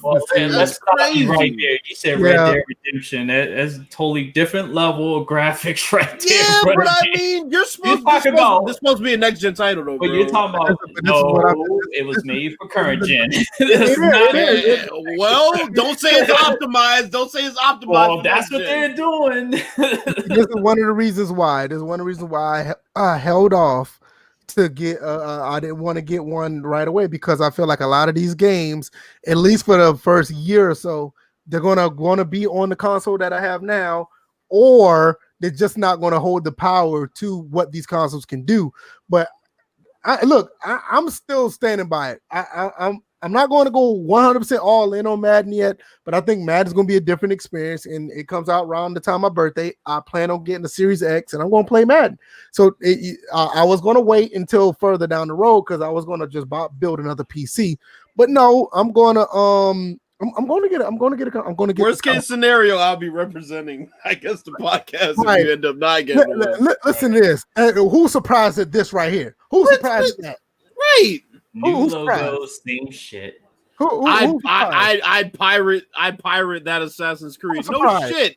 I don't know anybody. I don't know anybody who's here. I mean, probably from episode 1. This has been a running joke. Spectacular Pooh. He pirates almost anything he can get his hands on. You pirate toilet paper from CVS. He probably did in the beginning of the pandemic. Right. Look, I would say this much, just going back to the games. Your best bet for those two games, Assassin's Creed and what was the other game? Say that again? Watch Dogs, yeah. So Assassin's Creed and Watch Dogs, your best bet is PC right now. That's because you'll get. I think I think you're right. I think a lot of games that are coming out now. I think if you have a PC, go in this 2 or 3 year window where they're transitioning, because they did sit there and say it's going to be a 2 to 3 year window transitioning to true next gen. So when they told me they were doing 4K 30 on Dirt 5, I know I was kind of mad about that. Oh, speaking of racing games, we had a company get sucked up by 2K. Yes, they did. They really did. Yes, Codemasters is now a part of the 2K family. Once again, I am a big fan of Codemasters. If you don't know, they are the ones that make they make the Dirt series. They make the no, they don't make Project Car. Yeah, they do make the Project Car series. No, they did. They sucked up Evolution Studios, who did Drive Club. So yeah, they did that too. So it's like you have the smallest fish got eaten up by a bigger fish, but you know what they say? There's always a bigger fish in 2K. That's what I'm saying. But like, isn't like all of them are under the 2K umbrella right now, though, right? Now it is. That's what I'm about to say. Like, you can get all those racing games. Like, I think I'm not putting that on the screen.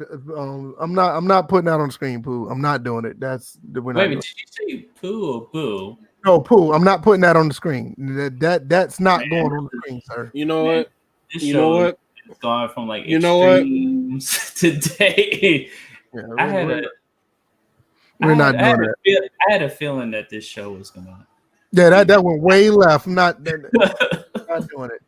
Codemasters make a great F1 series. Yes, I agree. I totally agree. Codemasters make some excellent racing games. Grid. I didn't like Project Cars 3 though, man. Bill told me not to get it, and I saw it. I was like, nope. I thought about getting it, and I saw a review of it, and I'm like, ooh. No, because the game is based off XP. I don't like that. Just give me. Yeah, I don't like the fact that it's supposed to be a simulation series, and it wasn't simulation. It stripped it because Project Cars 2 is a simulation series, and right. You know, and I love Project Cars 2. And the first one's good as well. Both of them. Yeah, I have one, and I believe I have 1 and 2. Yeah, both of them are really good. But I stay away. TD asks, "What's y'all's most anticipated game for 2021?" I don't know. Well, you already said it, right? I'm saying I don't know. Oh, well, no, isn't coming out this next. Yeah, I think Live's coming out in 2022. I think, but no, yeah, I think it's coming. I don't know. OG can't say, but I'm guessing that Live 22 is coming out. If that's the case, it'll be next year. That would be. I don't know if this game is coming out, but my most anticipated game is Gran Turismo 7. I don't know if that's coming out next year, but that would be my game. I've been all on these racing games lately, all on them. My guess would be State of Decay 3. Oh, I forgot about that. So I'm gonna say MLB The Show because I really want to see what they do on next gen for this first outing. It's going to be interesting. I really want to see what they do. So I'm going to say MLB The Show. Okay, yeah, that's a good one because that's another sports game nobody's talked about for next generation. It'd be interesting to see how that goes. Nobody's talking about the current gen. You know, I'm starting. We know why. We know why. You know why. I'm starting to have to agree with. No, go ahead. Well, I was gonna say I'm starting to have to agree with people like Azor, who was like, "Well, you know, who plays MLB The Show after the first couple months?" Like they kind of have a point now. Yeah, you got to be entrenched into the dynasty mode to do so. And Road to the Show, which I love. Road to the Show, which kind of, in my opinion, is the same thing as a dynasty mode. It's like you have to be entrenched. Like B5, shout out to B5. He plays MLB. Like I think he goes maybe 2 or 3, maybe 5 seasons in Road to the Show. I gotta hop on Call of Duty with him. Yeah, he does a really good job with it. And if I can ever get a chance to actually get entrenched in, I'll play it because I have no problem. Long as the dynasty mode is good, I will continue to play a game. It's one of the reasons why I still play NCAA 14 or NHL 14 because I have a franchise or a dynasty that I can't I can't get away from because I'm so entrenched in there's so many things I've done with that franchise or that team. It's like I just can't walk away from it. And I think it's one of the things that hold me back from playing certain games. But hey, if the dynasty mode is good, I'm on it. Another game I forgot about, GTA 5. I know it's like beating a dead horse, but because it's going to be optimized to next gen, I do want to see what it looks like getting its final, you think it's final? Its final treatment that it should have gotten. You think it's final? It'll be the final release. It'll be the final release. I'm gonna tell you right now. Release of GTA 5. I'm gonna tell you right now, and I will call it.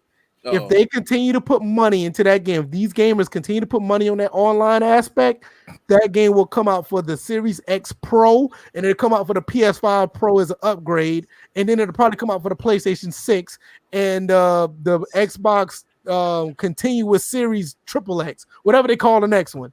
That game will never die until people stop putting money into it. That game is a PS3 release, and it's still coming out on a current console. It's kind of like Skyrim at this point. It's like, stop funding that game. If you want GTA 6, stop funding the game. Let the game die. Like, no, I'm that serious. Like, bro, that's the only reason why they keep doing it. People keep putting money into that game. Yo, they're trying to Fortnite's trying to compete with them, but Fortnite's free. Yeah, that's the difference. I'm gonna be honest with you. I have no problem with them doing that because that game is actually free and they make money off of putting money into the game. I have no problem with that. But these games that come out at a price, like what you can go some places now, you could probably get a new copy. How much you want to bet GTA 5 would be $60-$70 on the next gen console? Of course, it's gonna be exactly.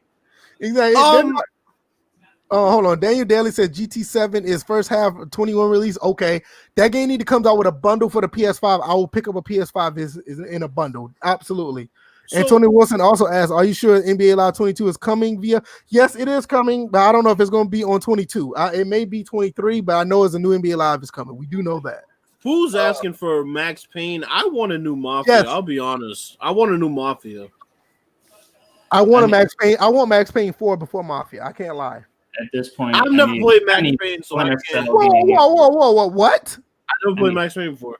Well, I give you a pass on Max Payne 1 and 2 because you know why? That came out the same time around the PS2 days of GTA, Vice City, and San Andreas. So I played those when I was younger anyway. I wasn't alive. That's what I'm saying. You didn't play those, so I give you a pass. But you gotta play Max. You gotta play Max Payne 3. You gotta play that. That you gotta play that. Is that on Game Pass? What? I'm not sure. I don't even know if it's backwards compatible with the Xbox. But I thought it was on the game, but let me find it. That's a must play. You have to play that game. That's a must play. Okay, so Preliminary Sports says, "Hey DJ, No Man's Sky PS5." That it's gonna be there when I get the PS5 because the PC and the Series X had the next gen update today. So I actually posted some pictures from my PC, and there's the difference from what I was playing last week versus this huge. They say Max Payne 3 is not backwards compatible. Yeah, it's not. I just looked it up. Yeah, he says that's bullshit. I agree. That game needs to be backwards compatible. Max Payne. Dane Daly say he said Max Payne 3 is legendary. That game is good. That's a game that's current that I can tell you that you won't feel like you're out of place compared to like I tell you to play San Andreas. And I understand that you will feel out of place on that because it is a dated game. Max Payne 3, nonetheless, no. You need it whenever you get a chance. You need to play that game. That game is good.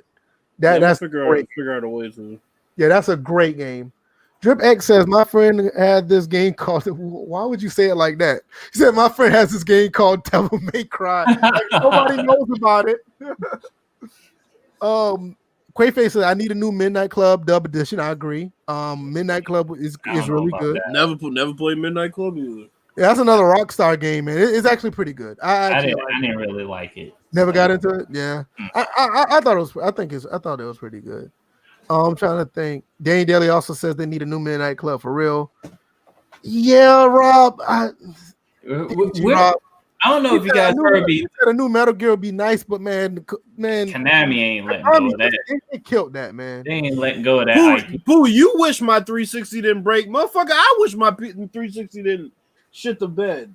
Man, I'm dead serious. If you had your 360, I would send you my copy of Max Payne 3 to play that. That's a good one. That's a good one. I'll tell you what. I don't know if you guys heard me throughout the whole back and forth that was going on earlier about the games. Splinter Cell. I need a new Splinter Cell game. Okay, I was just making sure. Yeah, that would be that's another series that need to come back. That'd be a good one because Splinter Cell. Matter of fact, Splinter Cell is backwards compatible on the Xbox, and I'm not talking about just the current ones, like all of them from the original Xbox ones. Those are backwards compatible. Matter of fact, I need to go back and play a couple of those because That'd be great. Yeah, Metal Gear would be nice. SOCOM is another one. Zipper Interactive is gone. So I mean, we don't. Motherfucker said we need to make a donation for Bill's new 360. Yeah, hey, for real, hey, let's y'all gonna be disappointed because once these games start rolling out for the Series X, I'm not going backwards, motherfucker. Hey, we need that game needs to be backwards compatible. And I mean, I'm not just saying for you to play it. That's criminal that game's not backwards compatible. If they make us back, I'll make a promise right now. If somehow, some way that game becomes backwards compatible, I will stream every time I play that game until I beat it. Yeah, you wouldn't put that game. I'm not saying it'd be funny. You wouldn't put that game down. That game is good. That's a good one. I believe it. Yeah, man, I'm actually surprised it's not backwards compatible. That should have been. That's crazy. If Michael Ironside is doing the voice, oh yeah, I agree. Yeah, because he's been doing the voice for a lot of times. He's dropped in other games, other Ubisoft games. So right.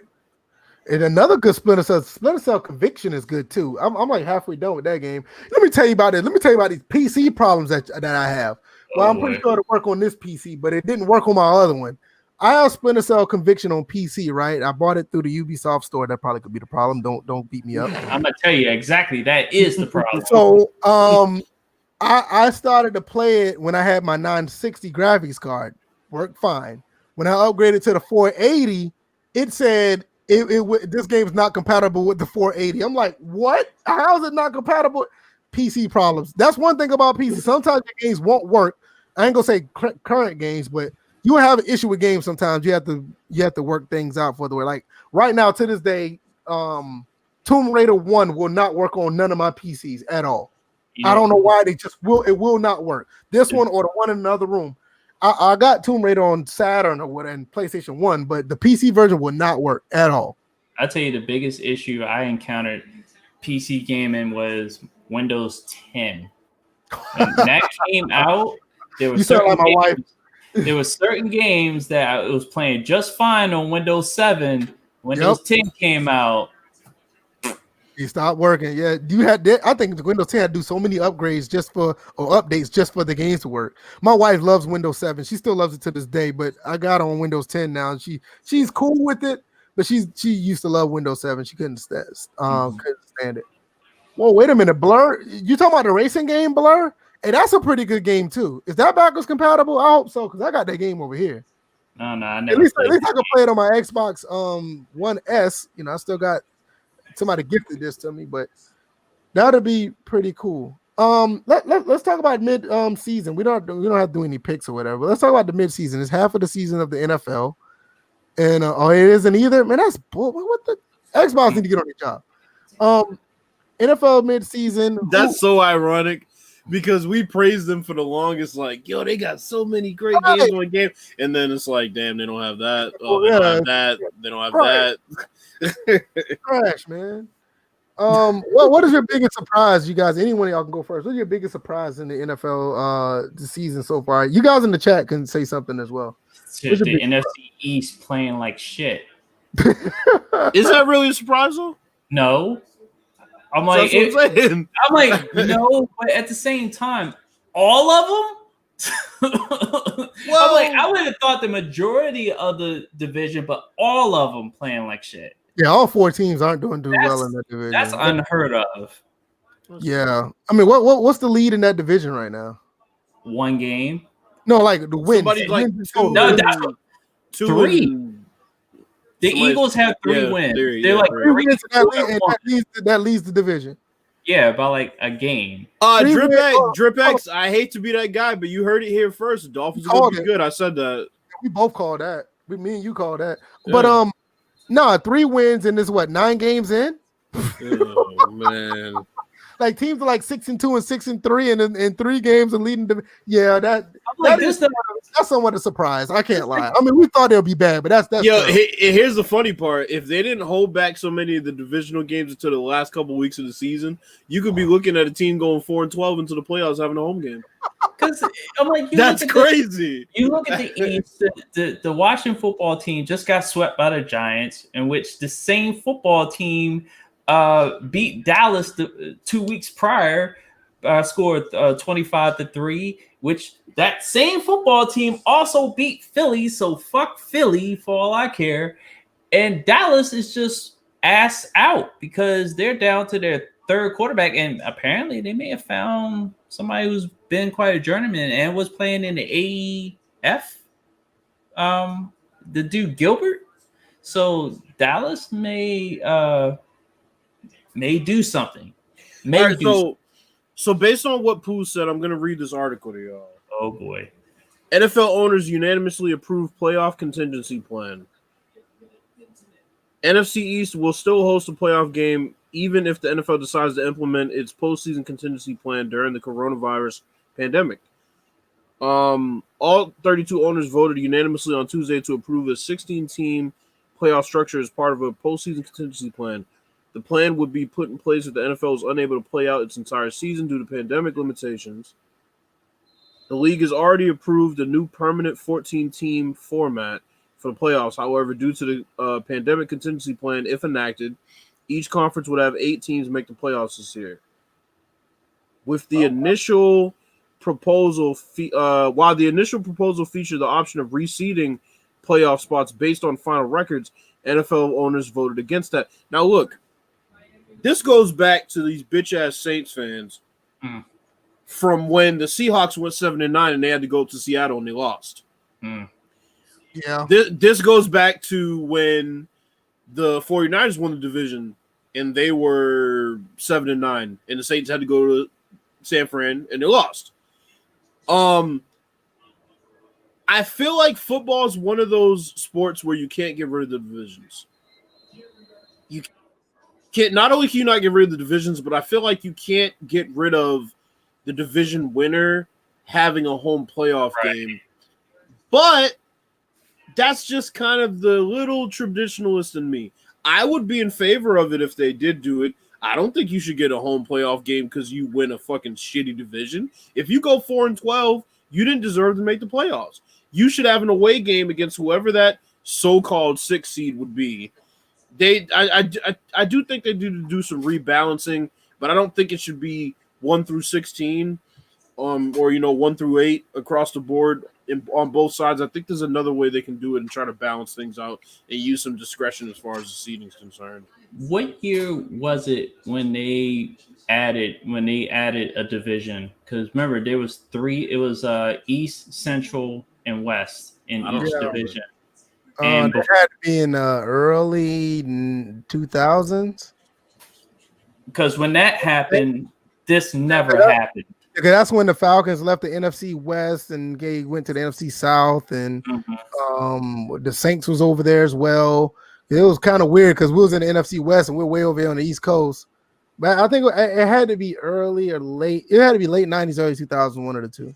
Yeah, adding that 4th division seemed like it opened an opportunity for something like this to happen. And TD said division champions actually mean something in football. They do until this happens. So I think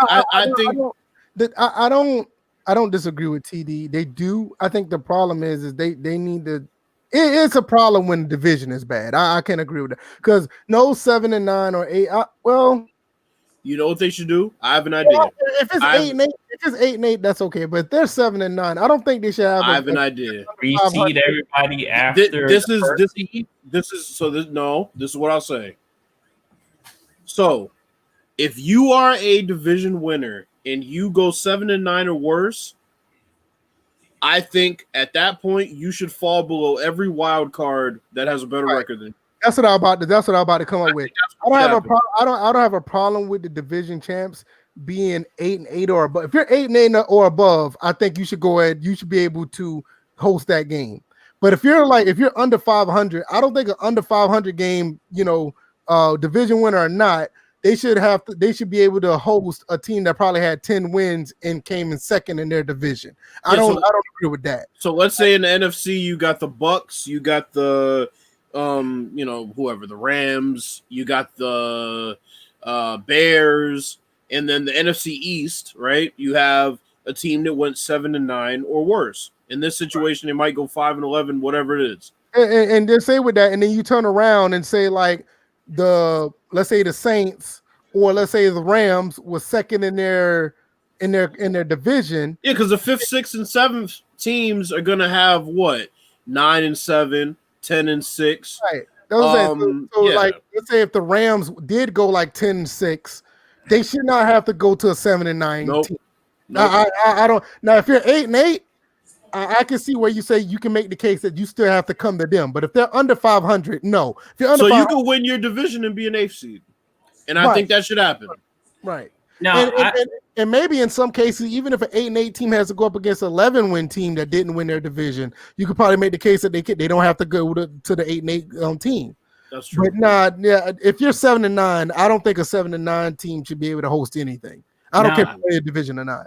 I do have a question. Mm-hmm. With the current playoff format, there's only one team getting the first round bye.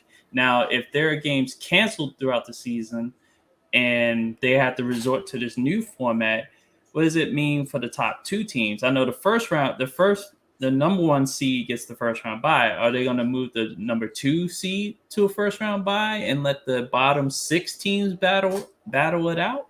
But it's supposed to be 17 in, right? No, right now it's 7. But he's saying it would be 8 if And I'm thinking about if they had to resort to that contingency playoffs. Yeah. If it's 7 teams going in, I would think it's only 1 team with the bye, right? Well, no. So he's saying if they did the contingency plan, what would happen? Right.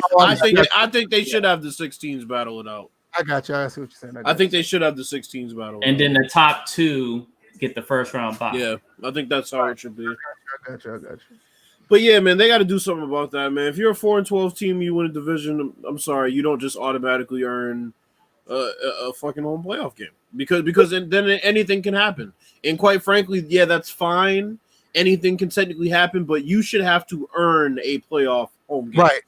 Right, and I don't think that's how big of an advantage it is. I don't think 7-9 is earning anything. Yeah, I mean, I don't care if the rest of the division is worse. 7-9, you don't earn a home playoff game, in my opinion. And I'll agree with the Saints fans. I think if that game was played in Seattle that year, that Marshawn ran crazy against them, I think if that game wasn't played in Seattle, if it was played in New Orleans, I think New Orleans would have won.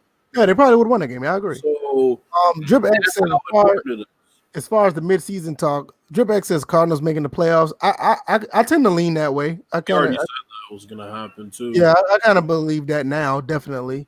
Well, we already know it's not going to be a 4-12 team because if you're looking at the Eagles, they had that one tie, so they're not even going to have 12 losses.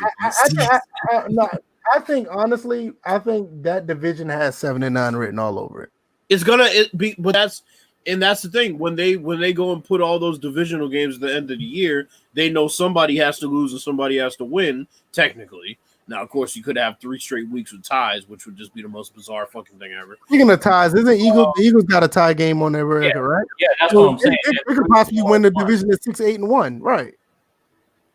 Wow, that's crazy. Well. Also, for the fact that, with the overtime rules, that ties are more prevalent now, cutting off 5 minutes and not making it sudden death. That's bullshit. I ain't gonna lie. I kind of wish the overtime rules go back the way they used to be. Yeah, because first team scores wins. And I used to, because now everybody's like, they kicked the field goal and then the other team scored a touchdown, but the other team should get the ball back again. I'm like, what? Wait a minute. Participation trophy overtime rules. Like my thing is like, if the team get the ball first, you better keep them out of field goal range, and if you can't, you deserve to lose. That's where I look at it. That's Saints fans' logic. They'll say, "Oh, well, you didn't call the pass interference on the goal line." Okay, let's say you run that next play and Alvin Kamara goes to run it and he fumbles. You're telling me that game was automatically over? No, it wasn't. Your quarterback got the ball first in overtime and threw a pick. I don't want to hear shit about all y'all had to do was go down the field and score. He threw a pick. They kicked that's the thing. People want to have to keep that excitement going as far as the overtime, and it's like you can't manufacture that type of excitement. It is what it is. It's I think sudden death is as exciting as it gets. Right. I wanted to go back to where it used to be. If you get the ball, you better keep them out of field goal range. And then the way kickers are nowadays, hell, it's not automatic when you get to the 35-yard line. That doesn't mean they're going to get a field goal in there. So my thing is, I wanted to go back to where it used to be. I mean, don't touch college overtime. I love college overtime. Don't touch that. But as far as NFL, man, this going back and forth. If they kick a field goal, the other team get the ball back. No, bitch. If they kick a field goal, game go. That's the way I look at it. Anything that is actually disappointing you guys for as far as the mid season. Oh, anything? I got outside of the NFC East. Outside of the NFC East. I got something. I don't like the fact that they're rigging games so early in the damn season. I'll be completely honest. I don't like the fact that they're rigging games so early in the season. Can't nobody tell me that the Saints are that much better than the Bucks. That them motherfuckers held them to 3 points. You just gave up 24 to the Lions a couple weeks ago. I'm sorry, bro. It doesn't hold water with me. One of them picks, Tom Brady ran to his right side and threw the ball across his body. That was some Madden shit. I'm sorry, bro. I get they want to make the Saints look legitimate and they need a storyline. Oh, it's Tom Brady, falling off. I get it, but come on, bro. Come on, man. And if anything, that was the second game that he's had that has been like that against the Saints. That's what I'm saying. Like, why is it only the Saints? Like, they're not even that good. They're not world beaters defensively. He played better defenses than that, and he's playing like that. I mean, come on, especially for a home game. Disgusting. Right? Yeah, I didn't even watch that game when I heard about what was going on. I didn't want to watch it. I thought that was good. But in all seriousness, not talking about that, an actual disappointment, I will say, honestly, is the fact that. There's so many players getting injured, so many stars getting injured. Okay. Look at the 49ers team as a whole. I mean, good Lord, Sherman's out, Bosa's out, Garoppolo's out. Their damn running backs are basically all out. Right. Kittle missed last week. I mean, it's just rough, man. We've had a lot of guys tear ACLs. Dak broke his ankle, I guess. He dislocated his ankle. I mean, that's what happened to Kyle Allen. Kyle Allen did too. Allen. I mean, Barkley. It's Saquon. It's crazy. The list just goes on and on. Dalton, it's just unfortunate. Dalton. Yeah, Dalton. Yeah, it's just unfortunate. There are a lot of bad injuries happening. Roethlisberger looking like he about to. Yeah, did you see that hit that he took? Yeah, he's on. He's on. It's a ticking time bomb. His leg. Hey, the way he took that hit, he looked like. Nah, I ain't gonna. Shoot, Cam took a hit. I ain't gonna say no. The way he got hit, he actually looked like an elderly person getting pushed over. Wow. Every time Big Ben gets hit, he falls slow. It's like Shaq. It was so terrible how I saw. Like, wow, he looked so terrible. Like he was looking like this. He's like, well, let's talk about the Steelers for a second. That's another positive surprise. Is goddamn, they're on a roll right now. I didn't expect them to be undefeated. I did not see that. Not this late in the season. No one saw that, especially the way Roethlisberger's been playing. And I did name them as the biggest threat to the Chiefs, but I still don't think they can beat the Chiefs. Well, I would say I don't think they can. I don't think they will beat the Chiefs if it comes down to that. But, man, I mean, they have all the tools to. They have all the tools. They have the defense for it. That's one thing. Their defense is playing very good football, and that's one of the. They can run the ball. Yeah, that's one thing that stood out to me. It's not necessarily the offense itself. The offense played pretty good, but the defense they're the ones that actually, they jump out at you when you think about Steelers football. Another thing that surprised me was Justin Herbert. I knew he was going to be viable to start, but he's actually looking like he looks like he's 2 or 3 years ahead of his time. All these guys, really. Yeah, pretty much all of them. Burrow, Tua, Herbert. The only thing I don't like about Burrow is they're putting him in positions to do too much too early. Number one pick. It's not that type of doing too much too early. They're like throwing him in the fire to just sling the ball around, like in some cases unwilling. I mean, with no abandon, no, like reckless. It's like I see some of his stats. He's throwing the ball 50 times. He's throwing. I'm saying number one pick, man. They're looking at him as the savior to turn around the franchise. And I think it's unfair. I have no problem with that aspect. But at the same time, you can't tell nobody to be a savior of a franchise and have a guy just be, I ain't gonna say reckless because I haven't watched all of the games, but you look at the numbers, it's like, wait a minute, I mean, it's He's almost, third in passing yards.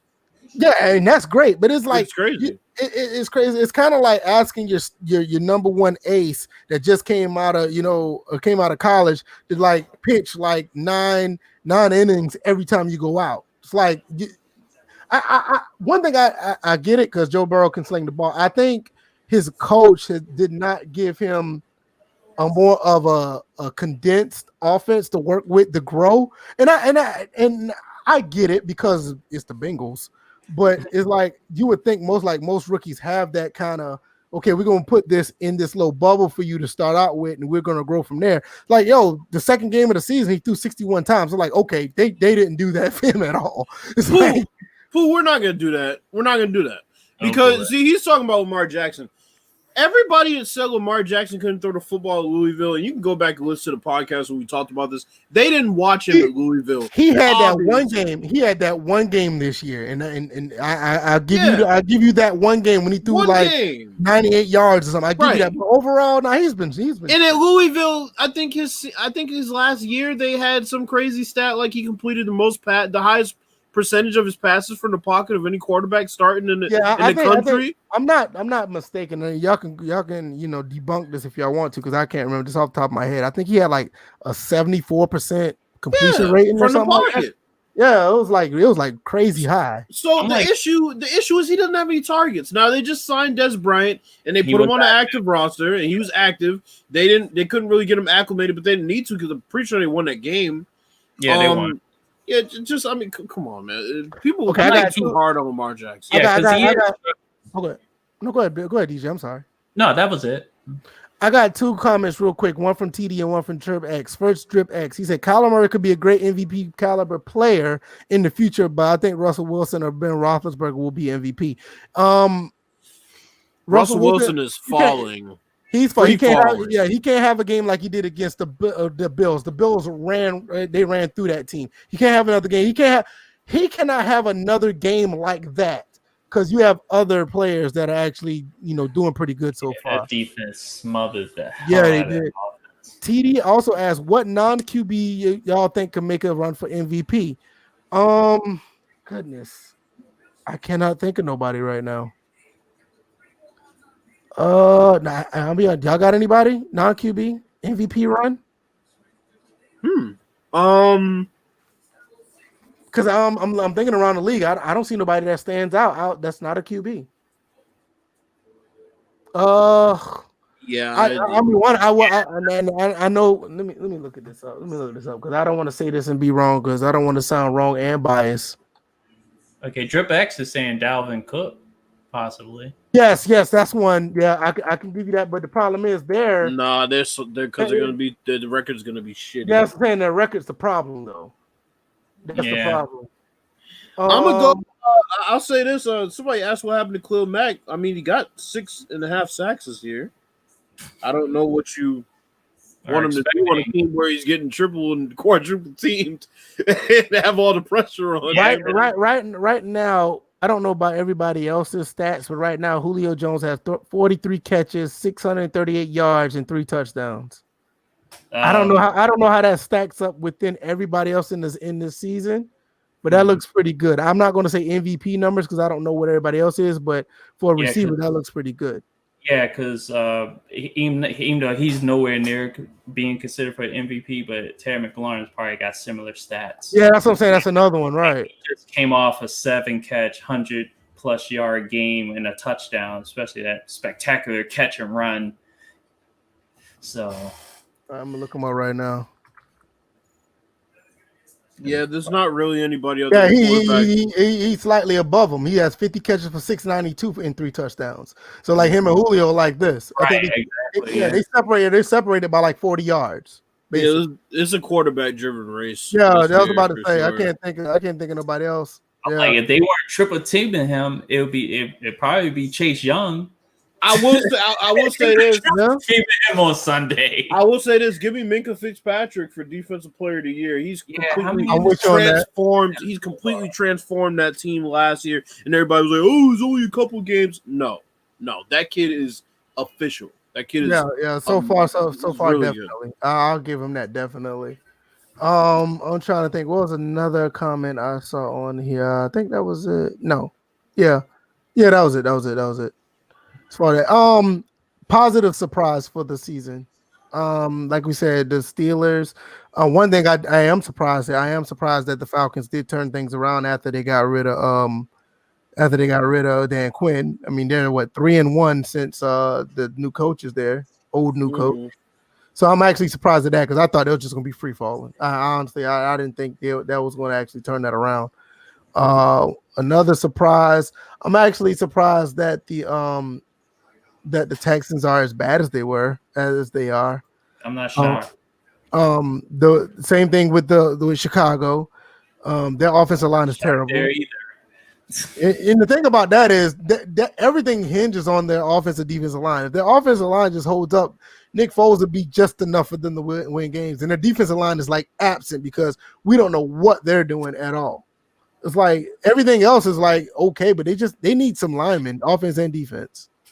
I hate to say that because you got Khalil Mack and you got Khalil Mack there. It's kind of weird. Now this is it's a negative, but it's a positive for a lot of people that wanted to see this happen. But Bill Belichick struggling at the bottom of the AFC. I don't think that's a surprise. I'm not saying it's a surprise. I'm saying I'm calling it. It's a negative for New England, but it's a positive for a lot of people that wanted to see this happen compared to what Tom Brady is going through. But you know what? Bill's even said it, and I didn't say it because I just let Bill say it himself. A lot of people thought that Belichick was going to be good. They thought it was going to be status quo over there, but like, nah. Listen, Belichick. A lot of people don't realize Belichick was not that good of a coach even when he was in Cleveland. And a lot of people remember a perennial loser. They were going 5-11 damn near every year. They had 1 year they won the division, and Dan Marino came in and stomped them out in Cleveland. Right. So it's like everybody made it seem like, oh yeah, well Tom Brady's gonna leave and he's gonna go to Tampa Bay and he's just gonna die off. And meanwhile, Belichick's gonna take this magical system, and it doesn't matter who the quarterback is. Well, I should say I take that back. It does matter who the quarterback is. It's not Tom Brady, so they were happy. They were happy about it. Oh yeah, we got Cam Newton now. No, yeah, but you still have no receivers. You talk about a disappointment. He's been a disappointment as well. I did not. You think so? Yes, you saw the first 2 weeks he started doing good. And like I don't know if it's like injury or whatever the case may be because I haven't been following. But the last 2 games he hasn't been that good. But let me ask you: is it a disappointment based on the first 2 games, or is it a disappointment based on an overall assessment of what we thought he was going to be? Well, overall, and it's not. That's what I'm saying. I told you how I felt about Cam Newton. It's like Cam Newton. I felt that Cam Newton needed a different environment, in which he did have. But Cam Newton went back to he went back to Panthers. Cam Newton. They're like he's overthrowing people. He's underthrowing people. He's looking crazy. He's flipping around. He's wearing tight ass pants. He's doing everything like like I don't know. Man. It's like, oh my god! It's crazy, But Clyde Hilaire, I put this up here. He's gonna be rookie of the year. I think he's gonna be rookie of the year. What you guys think? I think they're gonna give it to Burrow. Well, that is true. I forgot about that because quarterback-driven league. I'm right. You're right. But Clyde Hilaire's been playing very good. But you're right. I think Burrow will get it. Another thing, this 2-back system is really getting crazy across the league. I mean, you got Madison on the Vikings that I was joking about would take Dalvin Cook's job if he keep getting hurt. That kid is really good. You got Benny Snell on the Steelers. They match him up with James Conner. Now you got Le'Veon Bell and Clyde Hilaire. It's like every team. Yeah, it's like every team has... even the Falcons started to do it with Gurley and Brian Hill. They even started doing it. I was surprised at that. The Ravens, Mark Ingram, and they have Dobbins, J.K. Dobbins. Yep. The Raiders have been doing it as well. The Niners, when they're healthy, we already know Coleman. Yeah, and McKinnon. McKinnon. So him. And who else? I think the Dolphins have been doing it as well. It's like a lot of teams, right? Yep. A lot of teams been doing it, and I'm actually hell. Even the Bucks have been doing it. Panthers, Mike Davis, and Christian McCaffrey. It's crazy. It's like every team. Yeah, it's like everybody. I think they just started using it and it worked out. You know, Those days of having a feature back that you give the ball 300 times. I'm not saying it's over because some teams still do it. I think what they do now is like I don't think they try to use both backs as a bell cow. Like one of them has like something about them that they can catch out the backfield. Like you have the Kamara and Latavius Murray. Like Kamara can catch out the backfield. Like same thing with Mike Davis and McCaffrey. They can catch out the backfield. Clyde Hare can catch out the backfield. Hell, It's the even same Le'Veon Bell could, but it's like it's kind of like a dynamic. It's not like one do the same thing, you know? like the same thing in Washington. We actually have 3 backs. Right, exactly. Line up at wide receiver. And see, we have 3 backs as well in Atlanta because not only we got Gurley and Hill, we got Ito, or not Ito, but Ito Smith. He catches out the backfield.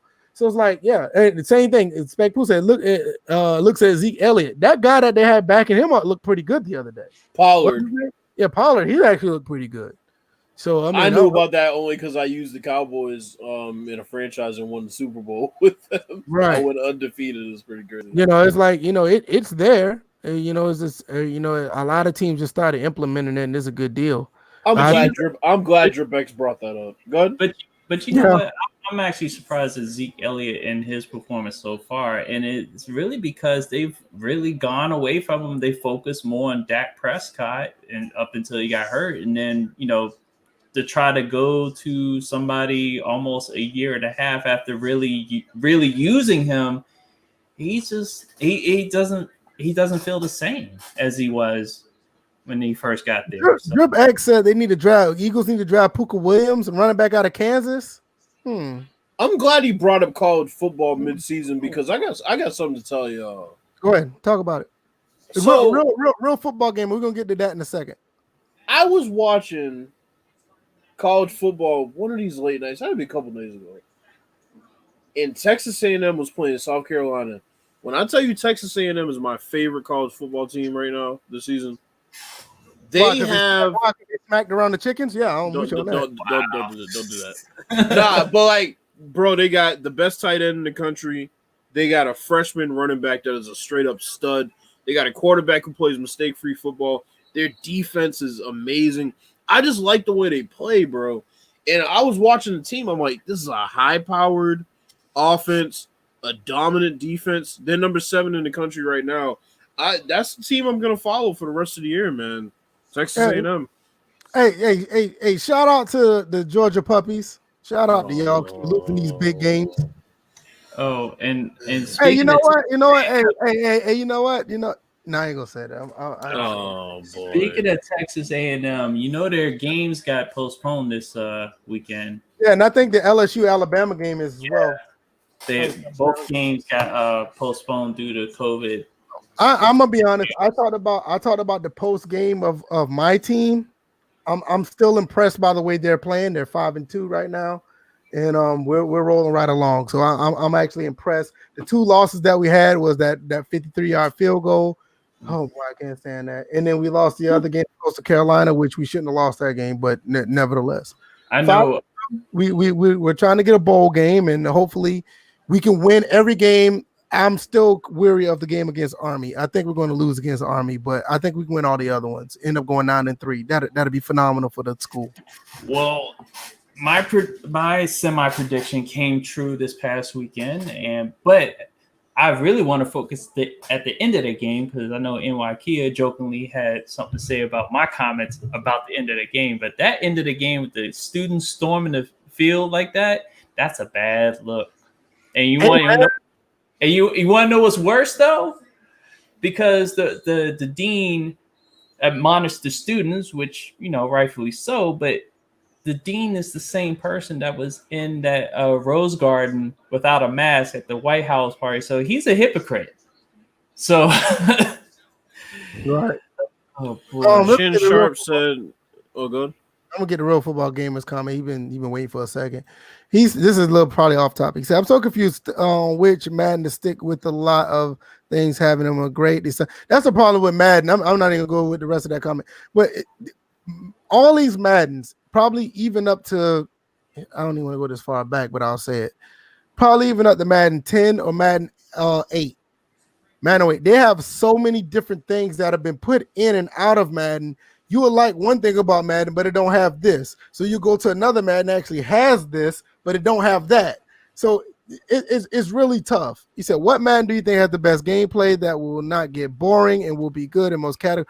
Honestly, Madden 25. That's probably like that one, or maybe Madden 20 or 21. Those 3 games right there probably be the ones you could play and would probably not get bored in them. And when I say Madden 25, I mean the PS4 version.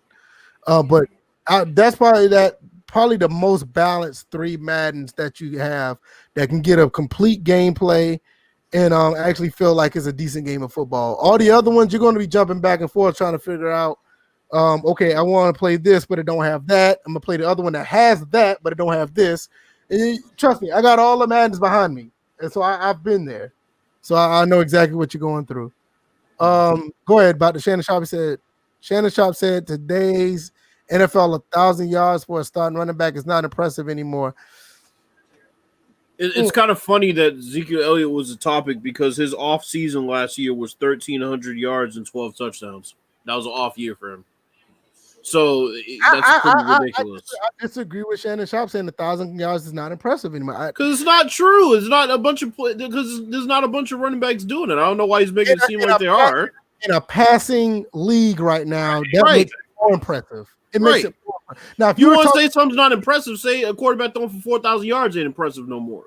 Yeah, if they get up to 4,800 yards, like, okay, whatever, everybody's throwing the ball around. Now, if this was like back in 90, like the mid to late 90s or the early 2000s, you could say that 1,000 yards isn't impressive because like damn near it was a running back league back then. Like you had like 8 different running backs that was almost at 1,200 yards back then.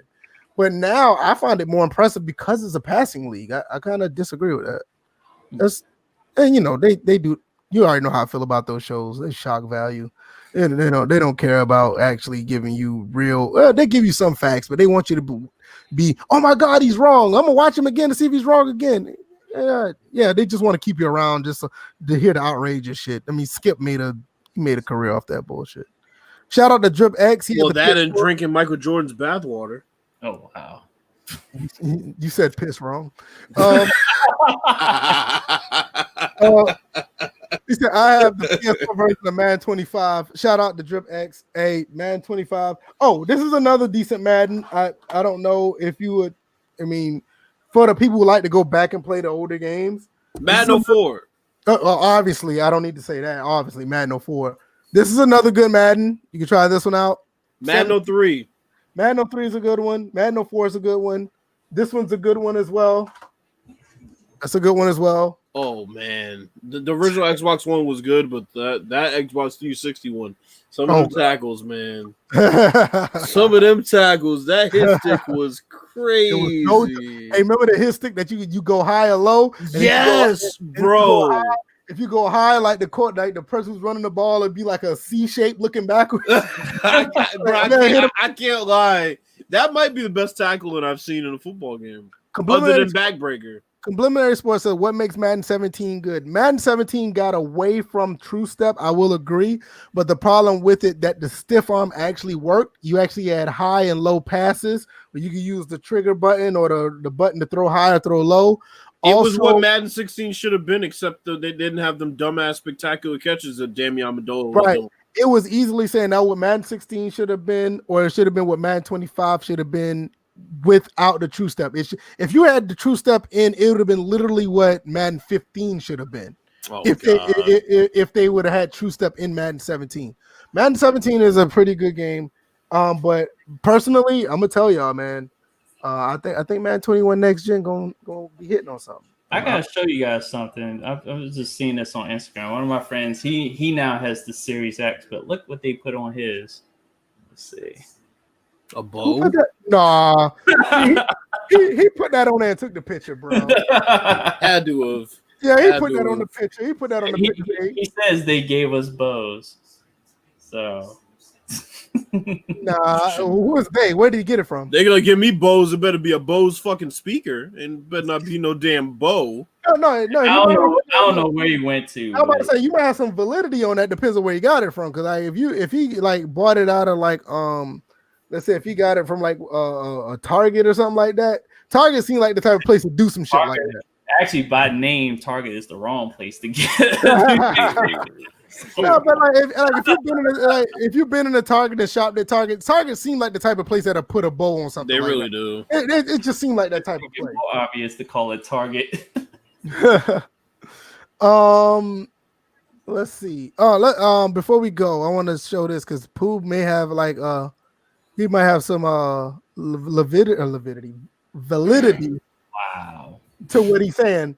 Jeremy Pinter, he says that play P1 at this time my PS5 is 100% dead. I was having the storage rebuild issues, others reported, but mine escalated to full errors and a network issue / boot.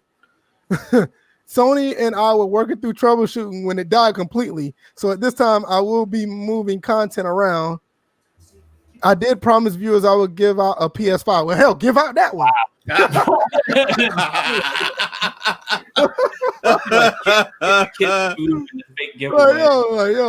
give out that one. Hey, yo, TD stupid. And look what he put about the Xbox. He said he went to Jerry. So sick. He said, I did promise the viewers I would give away a PS5. Like I said, give away that one. Shit. You didn't say it wasn't working condition. Shit.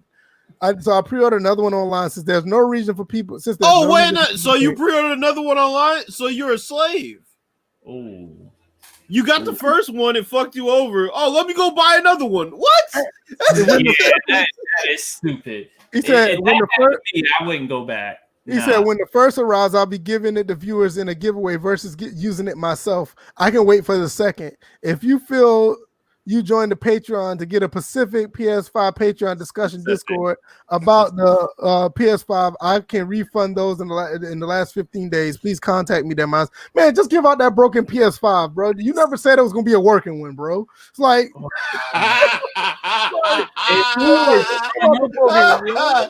you say you never said it was gonna be a work, bro. I ain't gonna lie. I wouldn't even put that shit on Twitter, bro. I would have just put that shit up. You win it.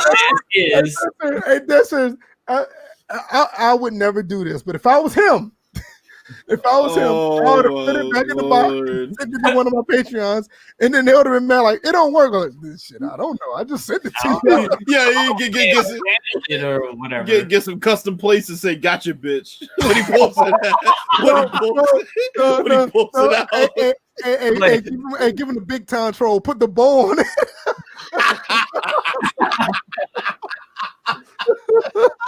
Like, get what you paid for. You got it for free. Oh my lord! Hey, listen. I'm not trying to be funny.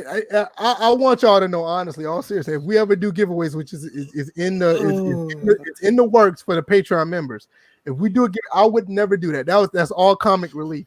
But if I was him. I would say that if I was him. Oh my lord, that's crazy. But hey, man, hey, y'all got anything else? I think we touched everything. We're a little over 2 hours now. Y'all got anything to add? Nah, I don't got nothing to add. There was another great show. This turned out to be really, really good. So we'll be doing this.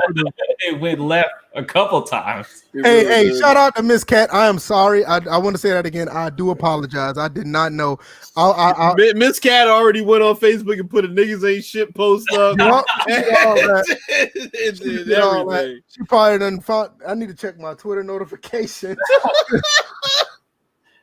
Yeah, I'm just saying that everybody who make content, I'm not trying to even everybody make content. They know that once you put a video up, those bots be coming. And she had that picture look just like one of them bots. Like I thought it was. I'm not lying. I do apologize, but another great show. We'll do this again on Thursday with the PS5.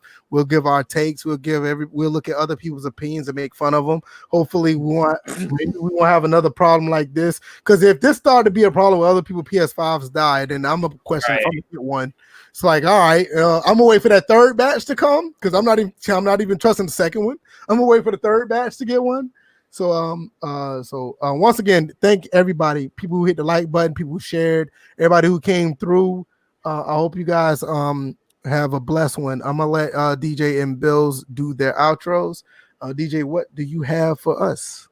Well, I want to say the preliminary sports. He was like, you guys handled that situation like true gentlemen, and seeing the difference between us and other podcast members and stuff like that, and other podcasts that have like stuff goes left and then they like rage quit and whatever. We can keep our emotions in check. I'm like up to a situation, but we have the maturity to understand that. Hey, let's breathe.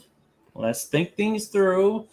And at the same time, I'm like, that whole situation earlier, I'm like, we have an understanding that it will never get to that point where it will. Right. Nah, I mean, we're not the type to say I'm gonna make a video roasting. So I like, yo, if anything, if it gets to that point after the video, I mean after the stream's over, we'll talk about it offline and we'll be back the next episode. Exactly. It's never that serious, and we'll always have a disagreements, but it'll never get that point. I have beef with the chat though. No, but I sincerely apologize there. Like I did not know. Like if you see the bots that come in after some of these videos, it's ridiculous. And if you don't do nothing about it, they'll wait for about maybe an hour, and if you don't do nothing about it, you'll get like 20 of them saying all type of crazy stuff on your comment thread. And then on top of that, I'm like, because I think back to like also Cute Miss Ladybug, and there was some heads up. So when she popped up, it was one of those things where not looking at her stream. Looking at her stream, some guys did have their heads up. You know what I mean? No. Shout out to Noble. Where is he? Where is he? But you know what, VF? How would you know Noble was in certain streams unless you were there too? Bills, what is your outro, sir? Your outro, man. What's your outro? Shout out to Fidelity. Shout out to everybody who came to the stream tonight. It was fun. I'm gonna get back to this Xbox. I don't really know where to go from there. And yeah, I'll be good. It can be removed, right?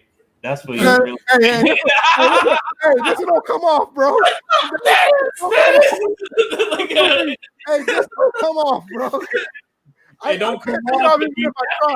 Signal out. I'm that serious. This can't come off if I tried, bro. I'm joking. You can look how tight this shit is on my finger. Look how tight that is on my finger. She was sitting there like this. That is not coming off, bro. That shit really ain't coming off. That shit is wedged down there. This is not coming off. Crystal got me on lock. No fucking around. Lord. Finger off. Bill, what you got, bro? This shit is stuck on your finger like some 1980s basketball shorts. That damn thing is tight. This shit is tight. It's not coming off, bro. This shit is tight. Yeah, that's all I got, man. Just waiting for more of these games to come out, and yeah, I mean, I'll be on my Series X over here, and yeah.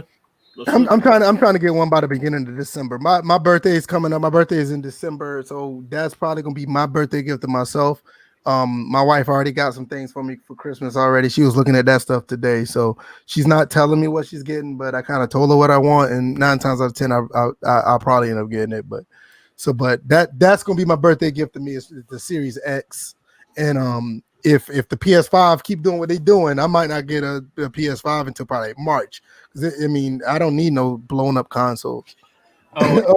One last thing, and this is for all my people that are veterans. Tomorrow's Veterans Day. Yes, it is. Also, on top of that, today is the Marine Corps' birthday. So, simplify, my brothers. Oh, yeah, it is. That's right. Yeah, so all right, that's it. We'll be back on Thursday. The TD appreciate that. Thank you, Drip X. Thank you guys, Spec Poo, always. Thanks for you coming through Complimentary Sports. G Rob, Dre Leon, he came in, was here as well. What's the other person that came here? I can't remember his name just that quick. He says he's been listening to us over a year. Didn't even know that. Oh shit! I'm looking at Quaface. We already know you always been the top dog around here. Appreciate you coming through. I'm gonna see it. Where's Doug Thomas been?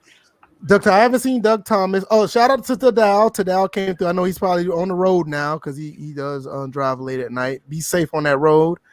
Where is he? I know he's. Wow, his comments are gone. Real football game is a shout out for you to coming through. His comments are gone. Where did they go? It's because it doesn't go back to a certain point. Okay, like so I'm gonna have to go to this one. Okay. Daniel Daly, shout out. OG, thank you for coming through. You don't got to shout out Daniel Daly. Wow. Yeah, he don't get no shout out. Damn Rihanna lover. Oh wow. What is his name? I can't remember. Shout out to him. He said he come listen to us after the fact. He listens to with his kids. He listens to us. He's gonna listen to us about a year. We really appreciate you too. Sorry, I forgot your name. It should be on here though. Well, one way to find out. Yeah, I'm gonna have to go back and actually look at that replay. Because we did, because that's what I'm doing. I'm actually looking at the replay now. I'm trying to see. Oh yeah, that's right. Here we go. I found it. Okay. Not TD. I gotta shout him out because he's been here so long but been so quiet. That's Mr. Ham, not you. Mr. Ham, shout out to you. Spectacular. There he is. This is Doug Thomas. There he is. Hey guys, I've been on overnights. I watch you. Okay, yeah, so that's another. He works overnight, man. Hey, be safe out there at night, man. You know, appreciate you here, showing some love and I mean, you guys have been great. You guys have been great. The podcast is growing, and that is awesome. You guys are actually supporting. That's cool, and we really appreciate it. If you don't mind. Oh, State of Football, Franchise Sports. Thanks for you coming through as well. Sim F Ball got a Series S. Why? Yeah, he couldn't get an X, so he got an S. Mm-hmm. Yeah, come on. Well, that's what he wanted to get. He wanted the X. He actually wanted it. No, actually, he wanted the PS5. He couldn't get the PS5. Well, no, you said. Oh, you said he wanted the 5. Yeah. He wanted the 5 at first, but remember the 5 had that real bad pre-order, so he couldn't get it. Right. So he tried to get a Series X, couldn't get the X, and he ended up getting the S. Yeah, you just asked out. Yeah, I don't know. Yeah, I gotta find that guy. I gotta find. Is this him right here? There he is. Kareem the Dream. Thank you for coming through as well. Thank you. He said no problem. He always on during dinner time with the kids. Hey man, gotta do what you gotta do. My son, he just like to play or whatever. He just like to play around. He eats his food and play and jump on my back and all that stuff. Yeah, where KB3 been at? Where KB3 been at? There earlier. All right, let me tell you. He came here earlier and he wanted me to play with him. That's why I left, because he wanted me. Let me tell you what he wanted me to do before I go. He wanted me to pick him up and throw him on the bed. That's what I was doing when I was going away, because I threw him on the bed like 7 or 8 times. If somebody had caught us at this time, they would have taken what you just said. I know I ain't that wrong, right? No, he likes to, he likes to me pick him up. He like, ready? I was like, okay, ready. And he like jumps. His feet will push off my chest with his feet and jump on the bed, literally. He did it like 7, 8 times, and then he picked up his bottle, or no, he don't have a bottle, but he picked up his cup and started watching TV. And he didn't tell me he was done. He just, okay, 7 times is enough. He picked up his cup and just sat there and started watching TV. One thing I remember, one thing I do remember as a child growing up, like being picked up by my father and whatnot, is that just being tossed in the air. It's a different feeling. Right, and that's what he wanted me to do that, and he got tired. He got his cup, he started drinking his milk, and he went to back. He didn't say anything. He just, okay, I'm done, and just started watching. I was like, okay, so I just came back over here. But no, he's okay. Me and him yesterday, we played with the football out in the front, and he was growing up so fast. He'll be 2 in January. It seemed like it was just born. Jesus Christ. Right, gain more yards than Ezekiel Elliott. That All right, man. We're about to be out of here, man. You guys be safe. You guys be blessed. Appreciate all the support. If you don't mind, join the Discord if you haven't already. You can go and check out the Teespring. I got my shirt. DJ, I got to get your stuff. I'm definitely going to get your stuff. Also, if you want to drink out of the cups right here, the coffee mug. Who's like no context first in frame rates. Who's the original no context? Oh yeah, he don't need to be talking about none of my no context. So we got a condom story we need to tell. We'll talk about that another day. All right, Doug. Yes, I'll be on tomorrow at 8. So. Oh yeah, let me put that out there. DJ, tell everybody, man. The people who don't know, if they want to know or whatever. There it is, right there. Twitch, DJ Evo 25. It'd definitely be episode 8. we've made it on to episode 8, and I don't even know besides talking about Veterans Day and my time in the service, that would probably be the first part, but I haven't figured out the rest because there pretty much episode 7 covered the bullshit that's going on with the election, and that thing needs to be over, but I'm tired of hearing about that. But whether it's fraud or not, somebody needs to find out real quick because shit's gonna come to a head. But anyway, episode 8, be on the lookout tomorrow at 8. So episode 8 at 8 tomorrow. Yeah, sounds great. Once again, Teespring, Patreon, also what else I'm about to say? iTunes, SoundCloud, Google Play. We're all over there. Hey, we're moving right along, man. Not only with the podcast, DJ with his streams, the Sunday night streams has expanded. It's not going to be sports oriented anymore. Shout out to Quaface and others. I'm going to be playing Pit Fighter on Sega Genesis on Sunday. Pit Fighter, God. Pit Fighter.